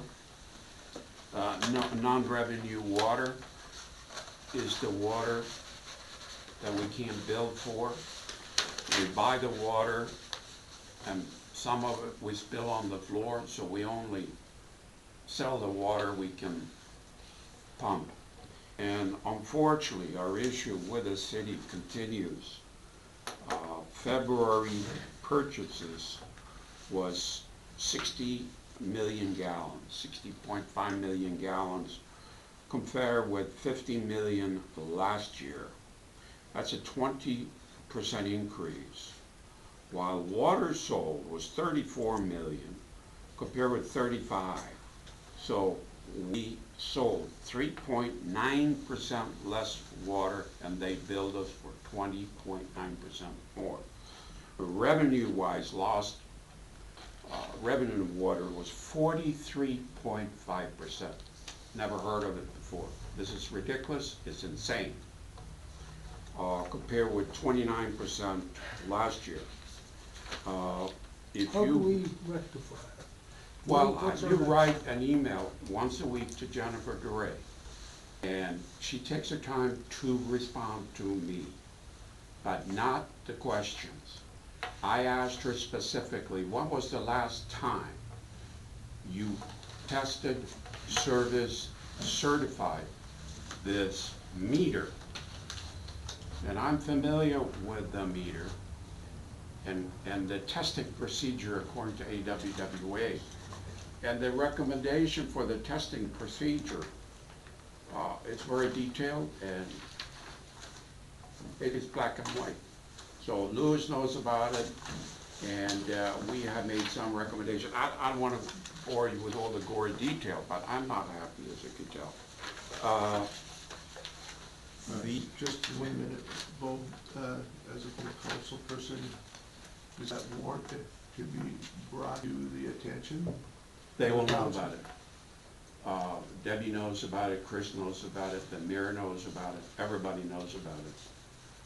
But nothing's getting done. They realized they have a problem, and they looked into setting the meter back to the manufacturers, which I have recommended, for fine tuning. I want to go into the nitty little gritty detail on the equipment and what might be wrong. I'm not accusing them for having a lousy meter. The only thing I'm asking, trust but verify. I trust you, but show me your cards. You didn't win. You gotta show me the cards. And I'm not satisfied that they have shown me how they can bill us $2.3 million a year. Last 5 years, $13 million without a certified meter. I mean, that's not how we buy apples. The scale is certified by the state of Montana. And we're not asking, the Heights is not asking for any extraordinary favor or feature. We just want to know. Why? Because we can't find the leaks. And you're talking about buying twice as much water than we're selling. It's unheard of. I never run into this. Why won't they, Director Esmond? Thank you, Mr. Chairman. I think it would be worthwhile, perhaps the chairman considers going to the council meeting and, making the pitch. I mean, this is causing our staff and our manager a lot of heartache. He's investing a lot of time, wastefully, that could be spent, put to better use for this small utility. And, we have offered to pay for the meter and just get it, put it in. Everybody agrees it's brand new and it works. Everybody gets the agreement and we move on, put it behind us. That should be done. I cannot understand the bureaucratic holdup going on down there, so. And then we're gonna go back to the report, so.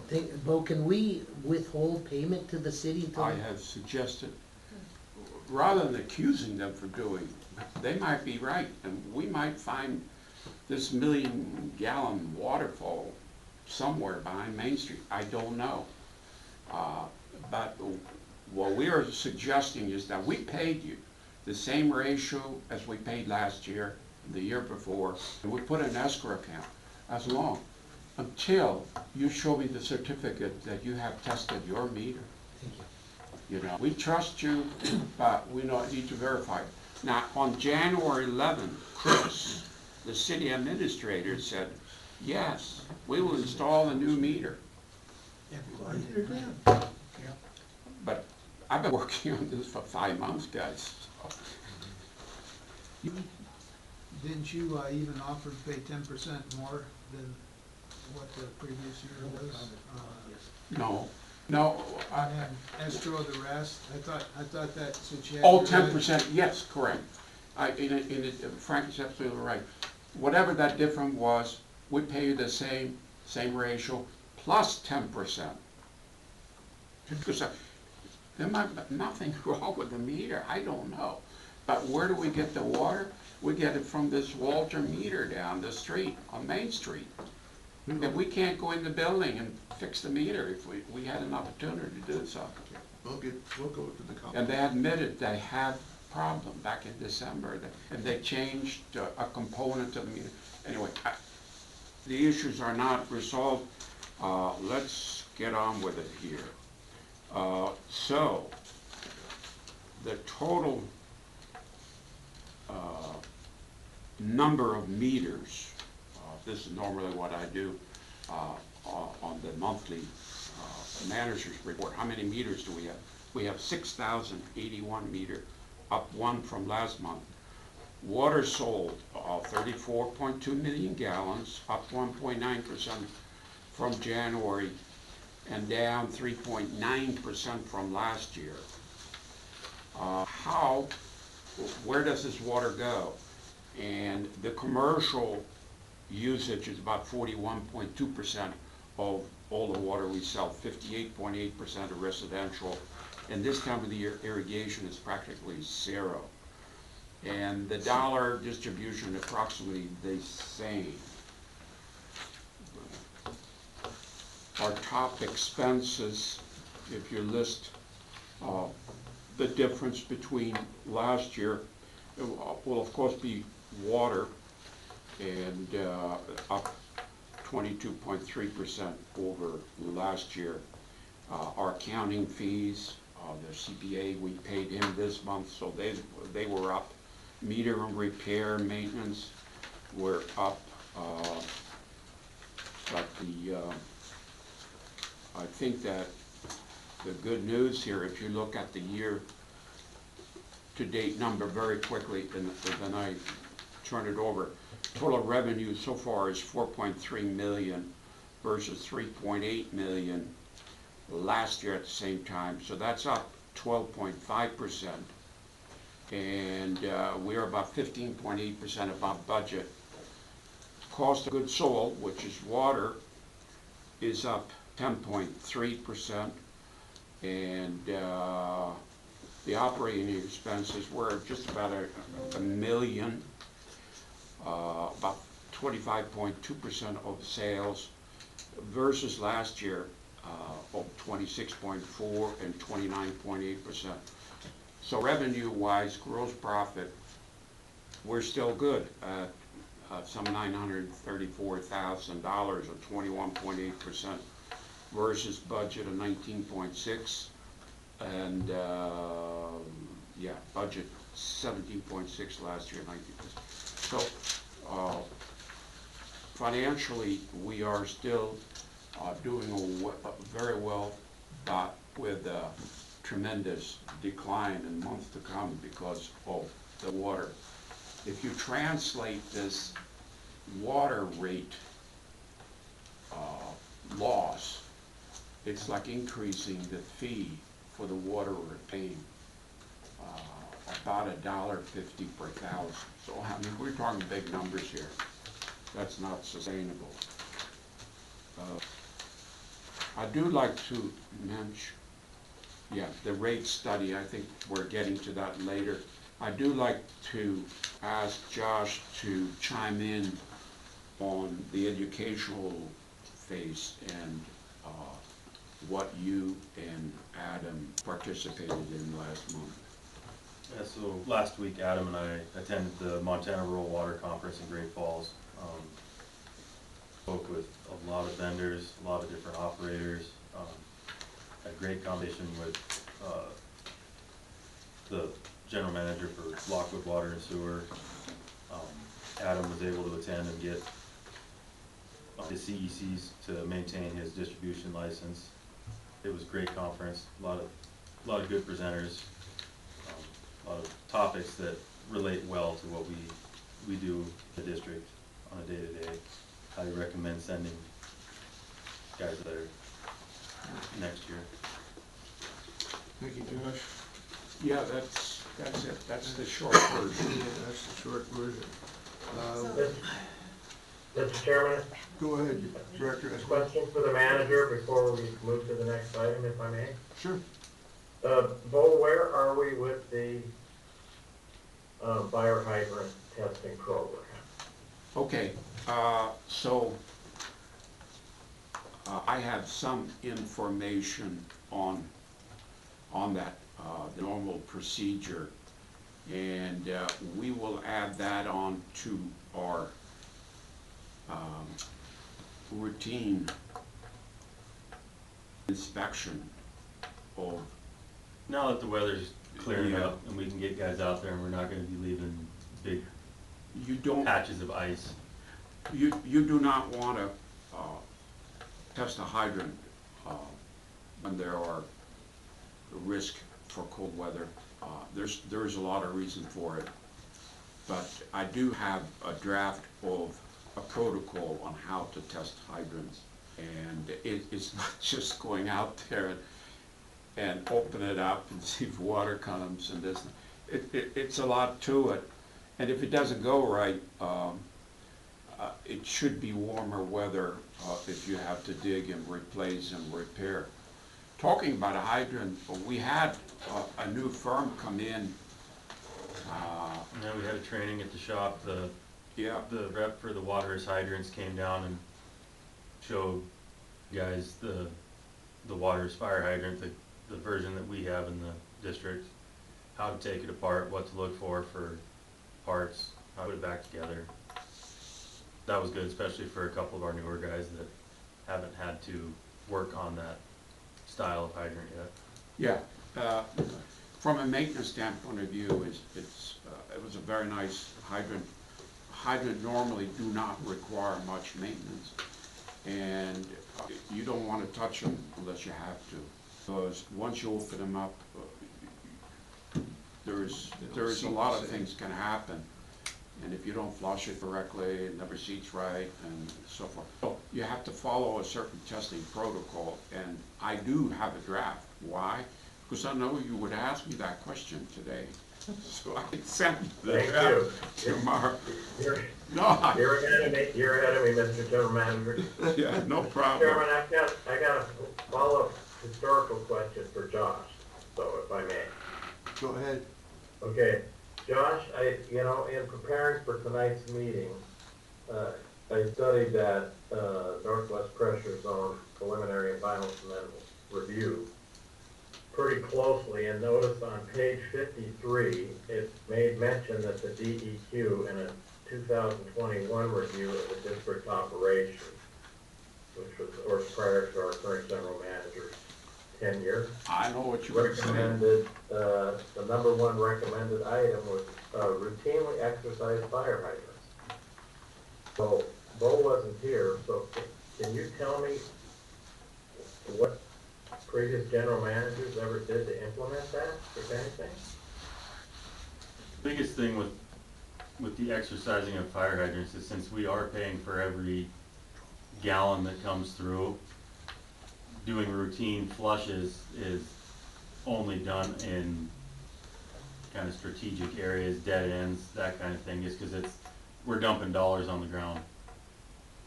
So going through and flushing every single hydrant in the district, it wasn't common practice. We're adopting what the city is doing. Adam, of course, is here from the city, and we both work with him. And so we will adopt a similar program, and they call for testing once a year. And so looking at the... I appreciate the change going forward. Yeah. We don't need a situation where directors are viewing houses, Yeah. like two fire hydrants, neither of which work. Thank you. Right. No, Okay. Deb, can I provide some information from the memo that Jennifer DeRay sent on March 7th? Oh, Well, because It doesn't- what was told in the No, manager's no, report is not no, accurate. okay. We're gonna move along to old business, and that's consolidation study progress report. And I ask board members, please hold your questions till the end. Frank, go ahead. okay, it's all listed on the agenda packet, and I don't think much more I can say about it. We had a meeting yesterday, it was just pretty much generalities going over what they did, and you got the physical assessment, and then you got the tech memo, and that on the inventory, and so that will be in, I got the minutes, they'll be in next month's meeting, April 16th meeting, so Okay. it was a pretty short meeting. Are there any questions from the board members? I move we adopt and accept the minutes that are in the packet for the meeting of February 18th. Do we have to do that? That's what Dan Park said when he was here, that it was proper, that state law demands these minutes be accessible by the public Right, in writing. it is, and they are. And that we adopt them and keep them separate from our meetings, but available to the public. Need a motion that we adopt the minutes as presented. I'll second. Been moved by Tom, seconded by Ming. Discussion at all? Ming? Just the consolidation report is gonna be included in there, is that correct, Frank? For what we have February? From yesterday? No, I think that'd be for March, or would it be for this one? The one he's talking about is the February ones, cause it's just one day ahead, so you And can't so get that would it be in. part, oh, they can't get it in. No, Okay, that's all I wanted to it's say. gotta be 48 hours, so. Okay, thank you. I'm gonna be a no on approval of the Let's do a minutes. roll call vote then. And the reason why, how are we supposed to approve it if we've never been there? I won't put my neck out there. Been there for what, sir? The committee We're meeting. approving Oh, the the committee. minutes Okay. from the meeting, and we weren't there. So, we'll do a roll call vote. Jeff, Aye. Greg, No. No, Aye. No. And no. Motion fails. But the minutes will be included in the agenda package, so anybody from the public that wants to look at it, it'll be in the agenda packet. Okay, we'll move on to new business. The annexation of 3324 Latigo, resolution 8-25. I don't have it. That would be open for motion. I make a motion that we approve the adoption of this subdivision. Moved by Min. Oh, it's 9:25. 2 lots is all it is. It's 9:25 rather than 8:25. Resolution number is 009-25, and it's listed in the new business as 008. So it's actually 9? Yeah, Yeah. so moved by Ming, Second. second by Tom. Frank. Discussion, Tom? Have they paid their system development fee? Not until the annexation was approved. Just annexation here? Once it's approved, then it'll move forward. Any other discussion?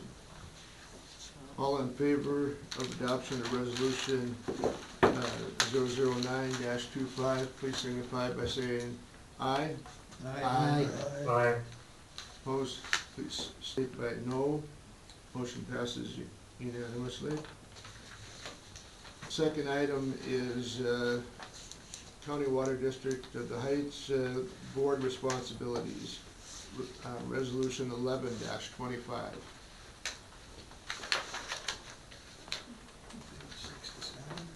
Page 70. Or taking them in order of, I move for approval of the resolution. moved by Tom. Is there a second on board responsibilities? Second by Greg. Discussion. Mr. Chairman, I'd like to comment. Go ahead, Jeff. I think for the most part, this is a pretty good division of labor that's appropriate. I never set foot inside that building except for board meetings, so won't be a problem for me. I do have problems with section number 2, the language in number 4. Because I'm not clear exactly what speech it's attempting to limit. Under, As it reads, it says, while board members may advocate for policies affecting the utility, they do not engage in unrelated political activities or represent personal political views on behalf of the utility. Now, I do not and never would speak or assume to speak for the district, because that is not reserved to me as a board member or to the manager or to any of the employees. It is reserved to the president, as I understand our policies. So I am trying to figure out what this is supposed to be doing with respect to me. You know, because I don't want to be accused of acting incorrectly when I have a constitutional right of free speech as an individual to say what I want. So I cannot support number 4. And I'd like to make a substitute motion to adopt it, excluding number 4. Unless somebody can tell me what it's at. I'll second Jeff's amendment.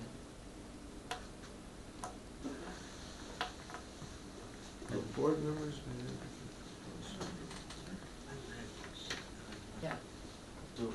So, question for you, Jeff. Yes, sir. By me attending the city council meeting and speaking on the meter, You are the president and you are entitled to do that, sir. If the board, for example, you were unable to attend and the board, I think, wished to designate somebody to make a special appearance and speak, the board could do that. But, under our existing policies, well, I think only you, and you may, and in my opinion should, go talk to the city. But, you know, I am afraid that this is very broad language. Mr. Cabrera and I both are, you know, engaged And I think and have it is, for I think it decades is in a little political broad. activities. I don't want there to be any misunderstanding or limitation on my speech. I've got to Again, agree with constitutional. Jeff. The unrelated political activities is, you know, if a person were to go to hell and then testify at a committee meeting, that It's, could be viewed as 2-4, political activity. section 2, number 4, is what. Oh, I thought he said 7. Page 68. Page 68, number 4. Yeah. Very bottom. Yeah. So it's been moved by Jeff So to, I'm gonna support this. strike, Unrelated section political 2, number 4 activities is just from the resolution. a little vague. All in favor, please signify by saying aye. Aye. Aye. Opposed, no, please.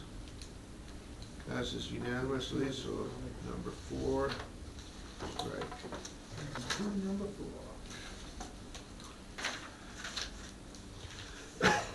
Are there any other pieces that need cleaning up or amending? Well, it's too late. We just. We just approved that amendment. You just approved striking number 4. All right. That's fine. I thought he says the whole amendment, the 4 is taken out. The whole thing, number 4 is I know, stricken. but I thought he said the whole resolution. I thought he made an alternate motion. No, he to just said accept the it. amendment Yeah, off. with 4 Yeah. strict I thought out. the- Are there any other amendments to this resolution? Seeing none, we'll ask for public comment. Is there public comment on resolution 11-25? Being no comment, call roll call, or voice vote. All in favor of adoption of resolution 11-25 with this as amended? Please signify by saying aye. Aye. Aye. Motion passes unanimously. We'll now move down to mutual aid agreement, resolution 12-25. Mr. Chairman, I move adoption resolution 12-25. Moved by Director Esman, seconded by Director Ewald. Discussion. Comment. Currently, I feel this district has two emergencies. One is our unbilled water, where the city is giving us absolutely no aid to resolve the issue. Another is our peaking numbers. The city admits they don't even read the meter weekly. There's no way they can come up with peaking numbers for us, and again, we're being ignorant. To go and spend time to try to do a mutual aid agreement when we're being denied aid now with the city is a waste of time. The only thing we're gonna get is we're gonna help the city, and the city is gonna tell us to kiss off, like they have been doing. If the city wants to change their stance towards this district, I'll agree to some kind of a project of mutual Okay, aid. is there any other discussion from the board members? Hank? I'd just like to remember, we've noticed, we're still in the consolidation phase of taking a look, not approving it. Yes, so I think that this resolution's a little early to, maybe I'm wrong, but I'd like a little bit of input from the general manager on this, but I think that kind of puts us in a bind in regards to what we need to do in the future. I'm not sure You want to where I'm comment gonna on do that it. as well? Do you have a comment on this one? Yeah. This is the mutual aid. Yes. Okay, so, the state of Montana support mutual aid agreement between utilities and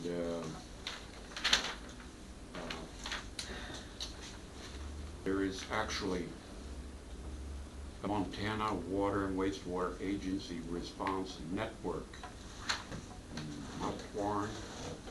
So I visited their webpage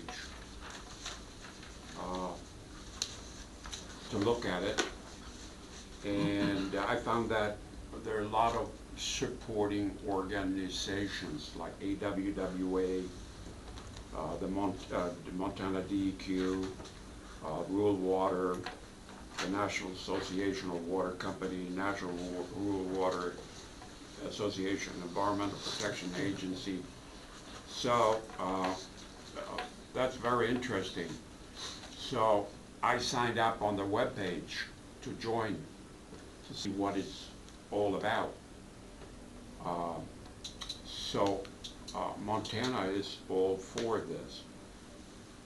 I also talked to my friend in my back office, my AI people. They said that there is some potential legal issues here. Why? A firefighter, they have a hose, they squirt the water on the fire, no problem.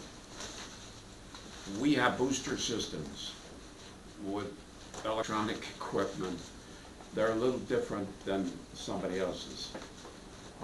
So I would suggest that Josh and I, we talk to the communities around here, just like Jeff is saying, to have some kind of an understanding. And we select like a key person here, they select the key person, city select the key person. Those are our contact with a mutual aid. And those guys would be pre-trained. They will come here, we show them everything, okay? So they are familiar with our operation. We are familiar with their operation. But there is a potential liability concern. There are also financial issues. Anyway, we got the ball rolling on this, I think. And the state is ahead of us, so I will give you more feedback as I get more information from them. Now, we have a motion on the floor, but. We got a couple questions here. Because we're gonna. Great, first. Sorry. Under what situations would mutual aid kick in? Well, Jeff was referring to earthquakes, but You have a meeting. there are other things. We're looking for this 1 million gallons. It might be floating down Main Street. We have 6 guys. There might be somebody else around here, like the city, have a front end loader or something. There's all sorts of situations, and I identified some of it in my report here. But there are numerous things. You keep people are sick. That truck accident, 3 guys are out. There are all sorts of situations. But I wouldn't think of earthquake as number 1, Jeff, but it does happen, I understand, every 200 years. So, yeah. I mean, I think that's just quite common sense, that we would come to mutual aid to do this, but because of the fact that you're still working on it, I'd like to see a motion to table this when you get back to us on this. Frank, So probably a good example of it would be is, what was it, 3 years ago or 4 years ago, up on Claim Jumper, when the city had that 8-inch line blow and flooded I don't know how many houses, because it was a combination of, it was the perfect storm. It blew right by, on a paved street, right by a manhole for a sewer. So it lifted the pavement up, and most of it was going down in the sewer and back flooded all the basements. Well, the other problem is the city couldn't get up here because you couldn't drive up Main Street because it was snowing and icy and everybody's sliding down the hill. And so Heights Water's right here, they could've probably went up and shut the valves off and stopped a whole lot of damage for a lot of people. There was like 40 houses had flooded basements, and so it goes both ways. I think unofficially they already asked us to do certain things, unofficially. Right? I used to work with the DES director at Yellowstone County, and they have multiple mutual aid agreements with law enforcement, fire agencies. And I don't think this has enough detail in it, because who calls when to actually activate the mutual aid agreement? Who makes that phone call to say, we've got a problem?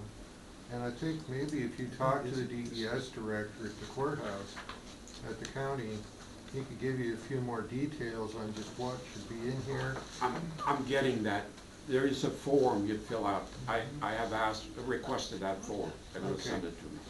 But I thought it would be great if Josh and I go to these facilities, and we have a point man here, and a point, so it's like having an extra cell phone.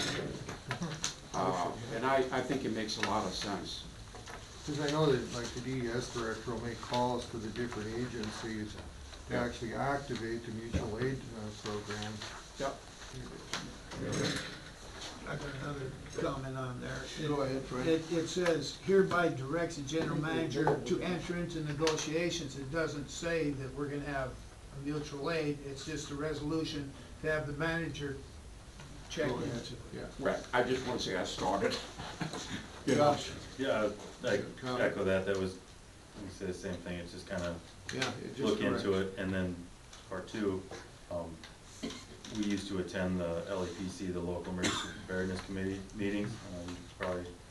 And we do have some of the parts, so like Riverstone Health, we have one of their emergency response kits upstairs, like the testing kits and all that. So we are kind of already a part of community mutual aid.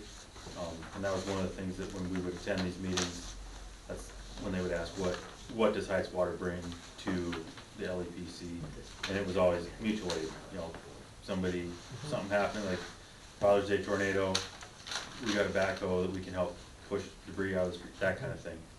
So we've already been involved in these processes. It's not something where it's written down officially.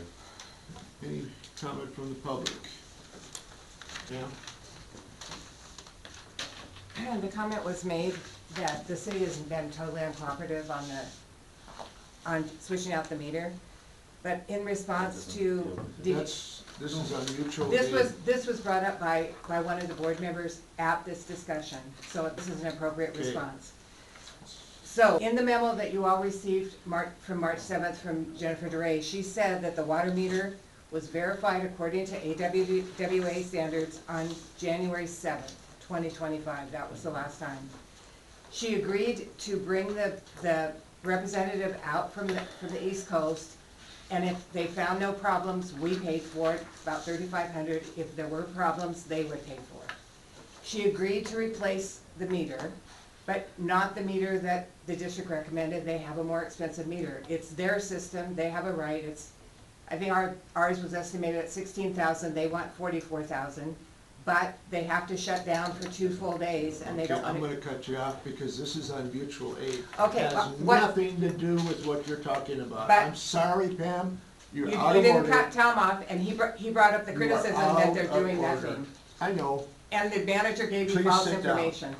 please sit down. Yeah. Is there any other discussion on resolution 12-25? Mr. Chairman, Go ahead, Director Esmond. So, this is simply a resolution to formalize the board's support for this investigation. I would not anticipate the board will adopt anything without the thorough review and support of the management. So let's let them get started, see what they can come up with. All in favor of approving resolution 12-25, dealing with mutual aid with the city and the county and Lockwood. Please signify by saying aye. Aye. Aye. Any in opposition, please signify with no. No, 5-1, with Tom being the lone no. Okay, we're gonna move down to resolution. It's shown as 1325 on the resolution itself is 1225, so please make a change on that. That was mutual aid. Yeah, there's another, the next Oh, one. that's, so on. The next one should be 1320. You got 21225. I don't have a paper copy, that's what. Okay, and that's request for proposals on district rate study. Mr. Chairman, Go ahead. I would move adopting the resolution number 12/25. Second. no, it's gotta be 13. 13-25. They're misnumbered. Oh, When I- if that's your plan, which one do you want to be 13, Mr. Chairman? This one, because the last one was 12. Okay. Request for rate proposals. Yeah, rate proposals.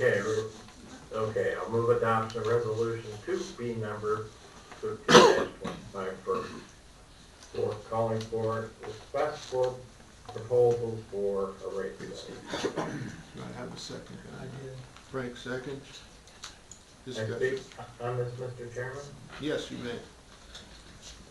You know, I came onto this board in,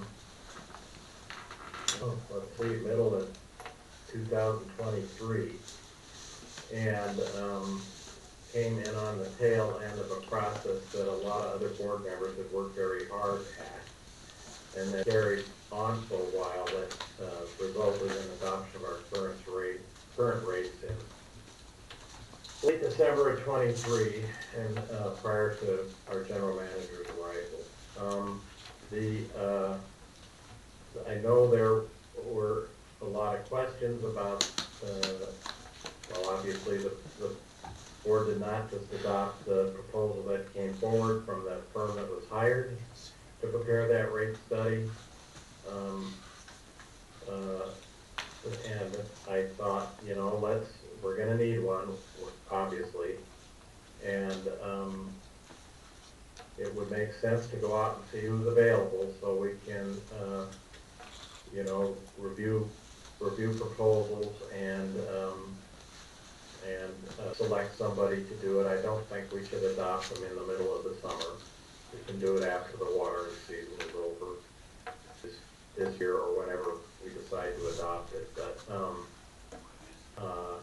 I did want to make mention that, you know, I do think the current rate class has got, the commercial class includes residential type uses and commercial uses, and I think they should be segregated because they provide different demands to the system and they need to be recognized as such. So that was the other thing that I'd like to have included when we get around to reviewing our rates. So that's why I typed this up. Any other discussion from the board? I'd like to hear from you. I have an amendment to this resolution. I wish to strike the fifth whereas clause, as it really has no bearings on this. Which one is that? So what is it? The fifth whereas, Whereas the last rate study? no, since the adoption Oh, of whereas since the adoption of the rate. Page 71, correct? Okay. 73. 73. I'll second your amendment. I can do it too.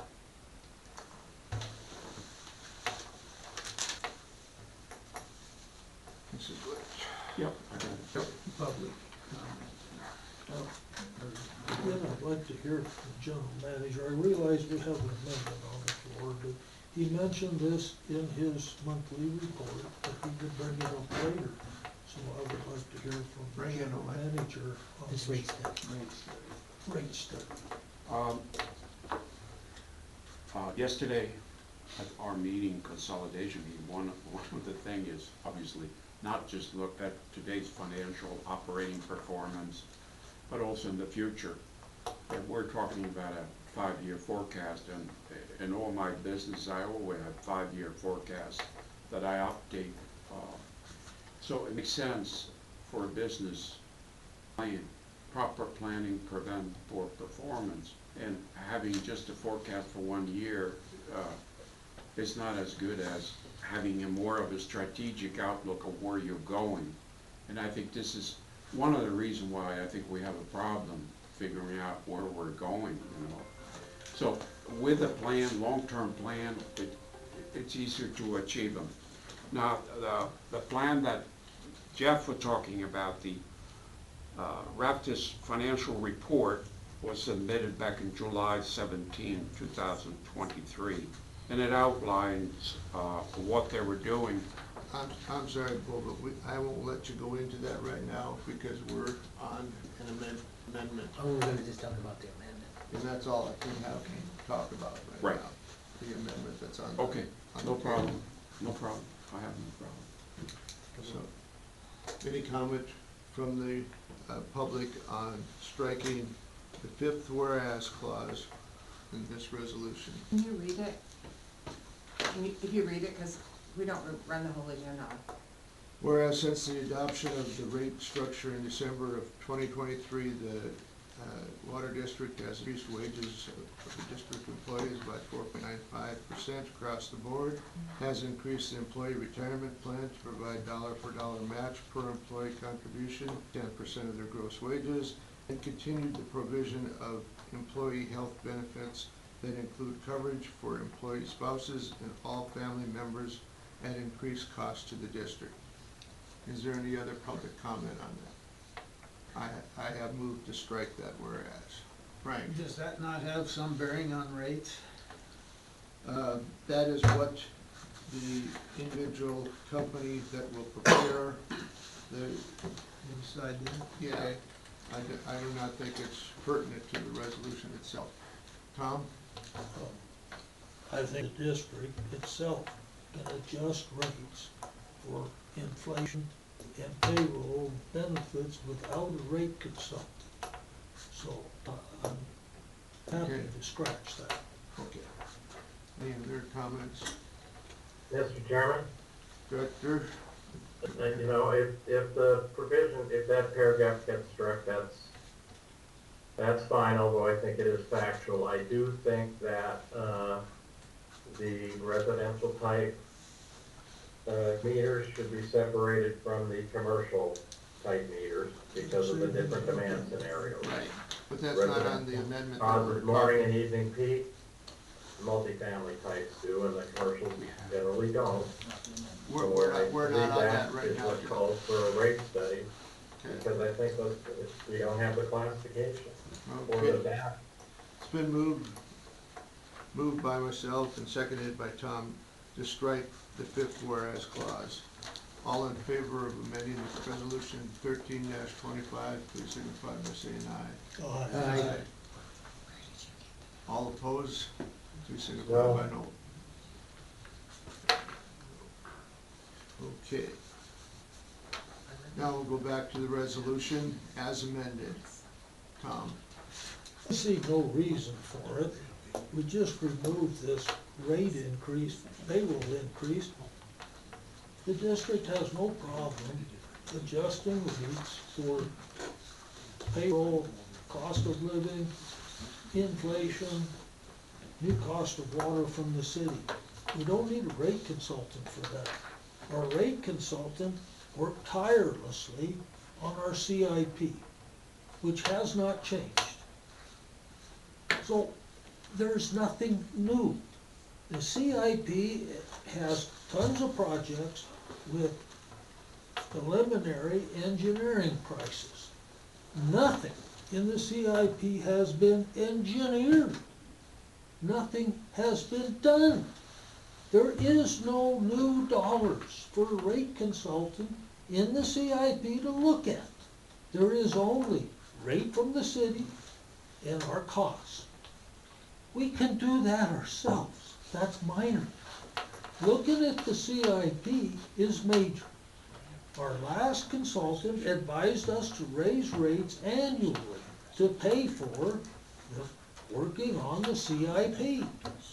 We haven't done squat on the CIP. We haven't raised rates in over a year and a half now, or close to it by the time we could. We do need a rate increase, but I don't think we need a consultant. That's too much money for nothing because there's nothing changing in the CIP. That is the big part that the consultant comes up with, is how to pay for your CIP, which we aren't doing. So why do we need to invest in a rate consultant? Further discussion by the board. Tom? So- Art?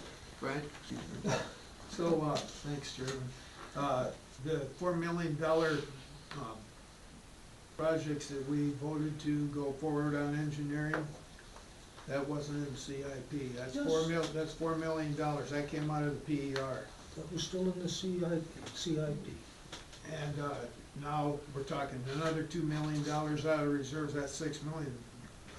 We don't have unending reserves.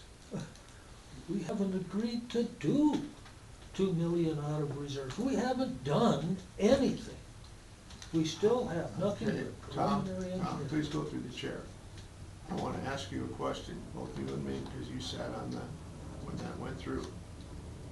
Guys were discussing all that stuff. None of it happened. Absolutely none of it happened. You didn't discuss anything about replacing any lines. That wasn't even in the CIP. Yes, it is. It was in the CIP. I got a copy of the CIP. Do you? Sure. Well, Don't you look at it from time to time as chairman of this district? I Doug, do I could, not. I could shed a light on, I do not. on the report. I could give you the numbers, what we were supposed to do and what we did. AG Water There's- Main there's an Infrastructure 80% Replacement, $4.1 million. CIP item 07.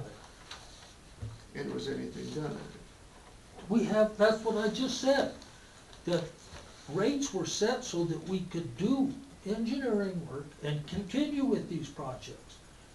The only thing we've done is we've got to the end of task order 28, which is preliminary engineering for the Northwest Transmission, and we have dropped the price of that project from 12 to 7 if we adopt the PER. We haven't adopted the PER. Nothing in this capital improvement plan has If I could give you changed. some of the numbers, you decide, but let me just give you the numbers based on that July 17, 2023 report. On to 22. your meeting with him was in December 2022. The report was finalized. Anyway, so the rate study obviously had to depend on, and I don't see that whereas, and that is, number one, the cost of the apples. You know, we negotiate, we gotta take that consideration. By going back to the CIP, the capital improvement for fiscal 22-23 was 1.1 million. We spent 224,000, 37% less.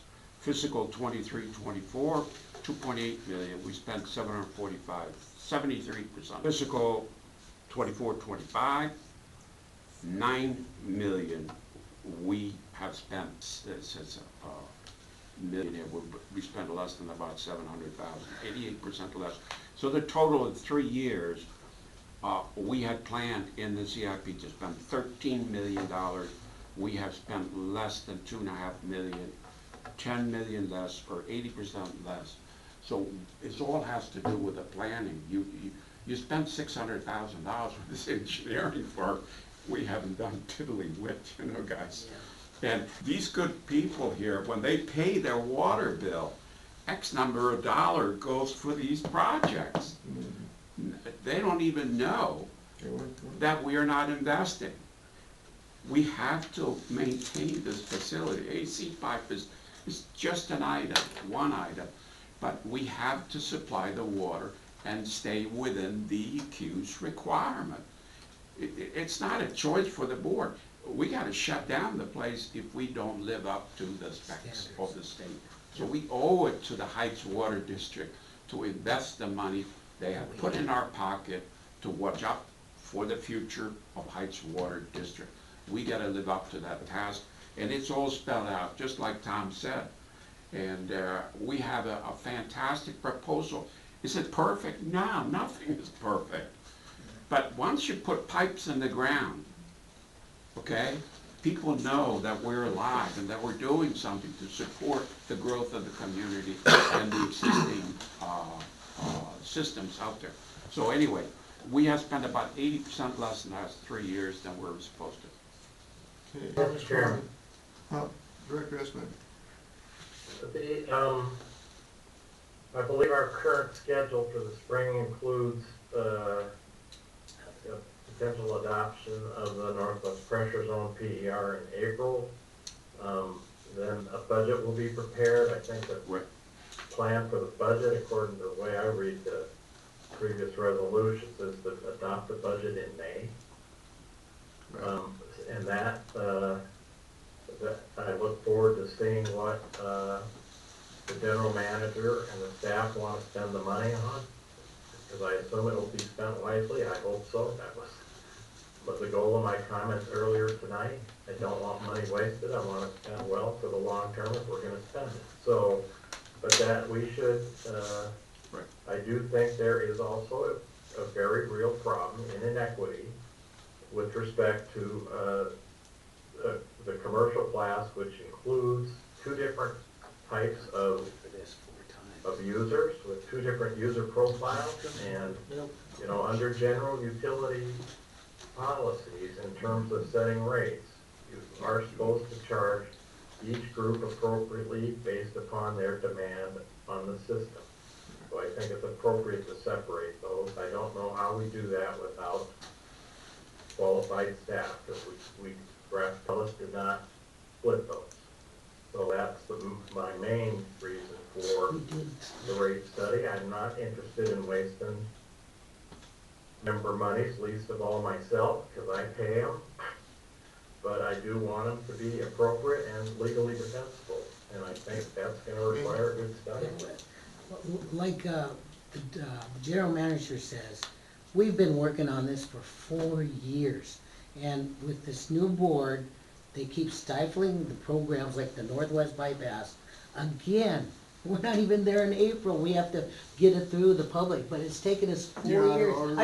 But I'm just saying, what I'm saying, that it's time that we put the money that has been adopted by this board for 4 years to go forward and do this rather than stifling progress as it has been for the last year and a half. Just some clarification, the current customer classes, that was our first step into customer classes. Prior to that rate study, it was one size fits all. So rather than, you know, take that huge bite, is meant to ease into it, and then further rate studies after would refine that process. So yeah, the commercials were lowered. Other public comments? Pam? Well, I would like to agree with Jeff in general. The Heights Neighborhood Plan has comments from Big Sky Economic Development that says the Heights Water District is a barrier to commercial development in the Heights. I ran into a person who has 3 businesses in the Heights, wanted to build a new one, came in, talked to Josh, looked at the rates and said, I'm out, I'm not gonna do it. I ran into other people who were furious about the rates. So to me, we know with Grace Point Church, even when we dropped the $46,000 connection fee, our monthly fees are double the cost of the city for the same size pipe. I mean, Jeff's right, legally you have to justify those costs, and our costs are not double those of the city. So I think it's important to do a rate study. I think it's possible. There aren't a lot of people that do it. Morrison Merrily does it for Lockwood. There's a group called Midwest Technical Assistance that does it around the country. They do it for free. They did it for Great Falls. Yeah, the district refused to work with them the last time, but they've worked all over the state and they work all over the country. So I encourage you to do it. Okay. Any other comments from the public? Well, Technically, I can, if you don't mind, add 2 seconds. 2 seconds. We go through every transaction, over 150,000 transactions on who our customer, or what to use, what size pipe, and what type of account. So we can nail down each one of those, and we know where the revenue is coming from and what the usage is coming from. And this is all part of this consolidation study. Why are we doing it? Well, Josh and I, we want to make sure we don't, number one, favor one class to another, one size to another. And we are adjusting that. So we know exactly where we are as far as where are we getting the dollars, who is using the water, and that we have equality so that one class doesn't pay for the other class. And that was an issue before, but it is very balanced. You'd be surprised.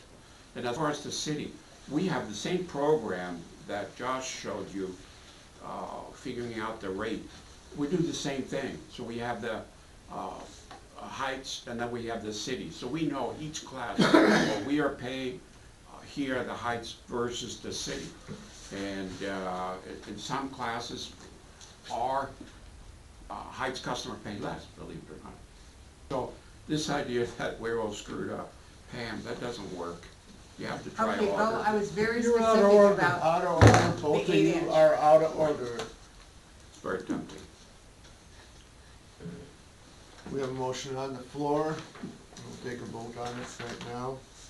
Resolution 1325, which was moved by Jeff and seconded by Frank, as amended. We'll take a roll call vote. Director Esme, Yes. Yes. No. No. Yes. No. Motion failed. Guys are tied.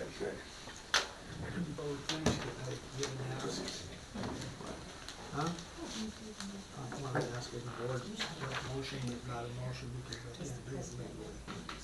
Not, we're finished, right? Just about. Yeah, we are, except for announcements. Announcements, Yeah, yeah. so I want to make an ask. if Oh, it's possible. okay. Okay, so, I have no idea what you're gonna ask. well, that's good. So anyway, I would like to make an ask that, we have the engineering firm, now that they have that letter from, DEQ to Lewis saying that we can just do a single check valve, which would cut the cost of that connection with the city way down.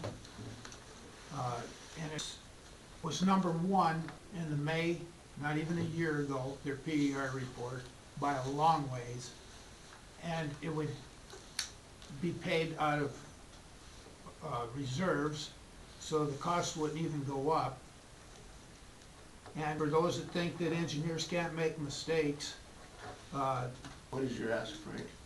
that we asked the engineering company to look at #4 again and use the letter from DEQ to Lewis stating that we can use a single check valve. That was to Lewis, but we're the ones. But the city decides what it needs to be in there. It says right in that letter from DEQ. But we also have to be approved by DEQ. So anyway, as far as engineers, somebody stood up earlier tonight and says engineers, they know what's going on. Well, in a meeting had August 13th, 2024, between the engineers and County Water District and Billings Heights, they said Zone 6, opening an Inverness pump station is good for 3 years. What's that, 5 months ago, 6 months ago? We're done with Would you just hold on? You haven't been recognized, okay? In the PER report that we got, March 5th, it was 1 year left. Tonight, it's 2 years. How can you have 3 different deals that close together? I rest my point. I have a question, Bo. Roughly, what is the, what would your estimate be for bringing that back up? cost-wise? Well, if you don't mind, if I could go back to how we started this. Because Josh and I, we went out to see Lewis, and we tried like hell to convince him to use a single check, okay? And we were both in agreement back then. You were not at those meetings. Not at that one, I wasn't, I know it wasn't. Right. That was some time ago. I can dig up the report. So they, Lewis, we gotta get through, this is ridiculous, you know, same water, this and that. So, then we had Interstate look into it, and after a lot of waiting, took them some time, they finally got the reading that we needed a DCVA, which is dual check valve assembly, which means two check valves, they're testable. First check, second check. The problem with that is the pressure drop across it is about 12 PSI. So there was no advantage hooking up to the city. We only had 2 PSI pickup, but most of the time we'll have higher pressure than they have. So we would have a cross-connection situation, you know? So then I went back to Lewis and said, hey, you gotta help us. You have pull with the Q. We have no pull. You run the city here. Can't you do it? And what did he say, Josh? He said that the city was not gonna step in on the district's behalf. And I could attest that. I could put my hand on the Bible. He would not help us. Why- Once we decided to do this, he comes up with this letter. And we had a previous, And you know, one more thing. I used to make backflow preventer. I have a patent on backflow preventer. I know Dr. Springer at USC. The guru, I'm here to protect the board, okay, including you. I want to give you the information so you can make better decisions. I'm not trying to correct you or sway your opinion, but you have to know the facts before you make a decision. So if that's the case, then why did you push so much? If you knew all that, why did you push so much for the single valve? I'm glad you asked me that. Why? Is there an 18-inch DCBA made? You don't know. No, okay? you don't know. said no. I They're don't not know. made. Why? The largest size they make is 12 inches. Two 12-inch DCB makes 118. You do the calculation area-wise. I don't want to go technical, but you asked me. There is no, you got to use 2. The vault for 2 DCB is like a German bunker. Okay? That's why the price is so high. I agree with all that, but you asked both Interstate Engineering to go to DEQ, and you asked Lewis to go Twice. to DEQ. Twice. And Lewis did come back with a letter from Matt at DEQ that says that you don't need to do that, whatever the city would like. Right. So who's at risk if that flows back into the city's water? Who's at risk? Well, The I city want to would be at protect, risk because I it's, want to protect Heights Water, and I want to protect you for the potential liability of cross-connection. We have the hydraulics showing that we have higher pressure than they have most of the time. how about You the do the Walter Pump math. Station? If there is a contamination, cross-contamination risk, it would be our water going to them. And the Walter Pump Station, that's how it's set up, and it's been working since 1963 or whenever. Yeah, but it goes to their source. It's their source. They have So a, what do we got separating between the flow meter and our source? well, I don't know if you were here when I confronted Lewis. He has the spec sheet. When you have 2 connections to one building once, you have to use RPCs, which are reduced pressure zone backflow preventer. They have 15 to 20 PSI backflow preventers. You know, I used to make these products, okay? I have patents on them. I work with USC. I know the product. I know what the maintenance issues are with them. I don't want them. And you say, hey, we got a letter now saying you don't have to use it. Okay, what happened to the cross connection? question that, and I sent that, you got a copy of that letter yesterday to Curtis. I have 2 letters from 2 different people at DEQ saying that we have to have a DCB. Now, somebody says, whoa, they're not gonna put in the meter. We need to come up with something. I don't operate that way. You tell me something, I'll do it. Okay? I asked you to help me. No, I don't wanna help you, you're on your, and then you turn around when it doesn't go your way, and you come up with this miracle document. Now we're all hands-free. But you are the board, you decide if you wanna open up case number 4. I have no problem, but you need to know the facts. You know, you do the voting, you decide where we're going with this. And I put that in my report. Open up that resolution again. That's not a problem. So, I'd like to Tom's point is that, Everybody, please. So you, small ask. yeah, Keep so, it No under a problem. minute. so you asked both Interstate and Lewis. yes, Lewis didn't hand that letter to me. When we were at that meeting, Lewis handed you that letter because you asked for it, and government entities don't work like, okay, I'm gonna do this tomorrow for you because, you know, because you asked for it. You asked because you thought you'd get by with the single valve, now you say you can't. in final scenario, okay? I will summarize this. I already have an incredible problem with the meter we already have.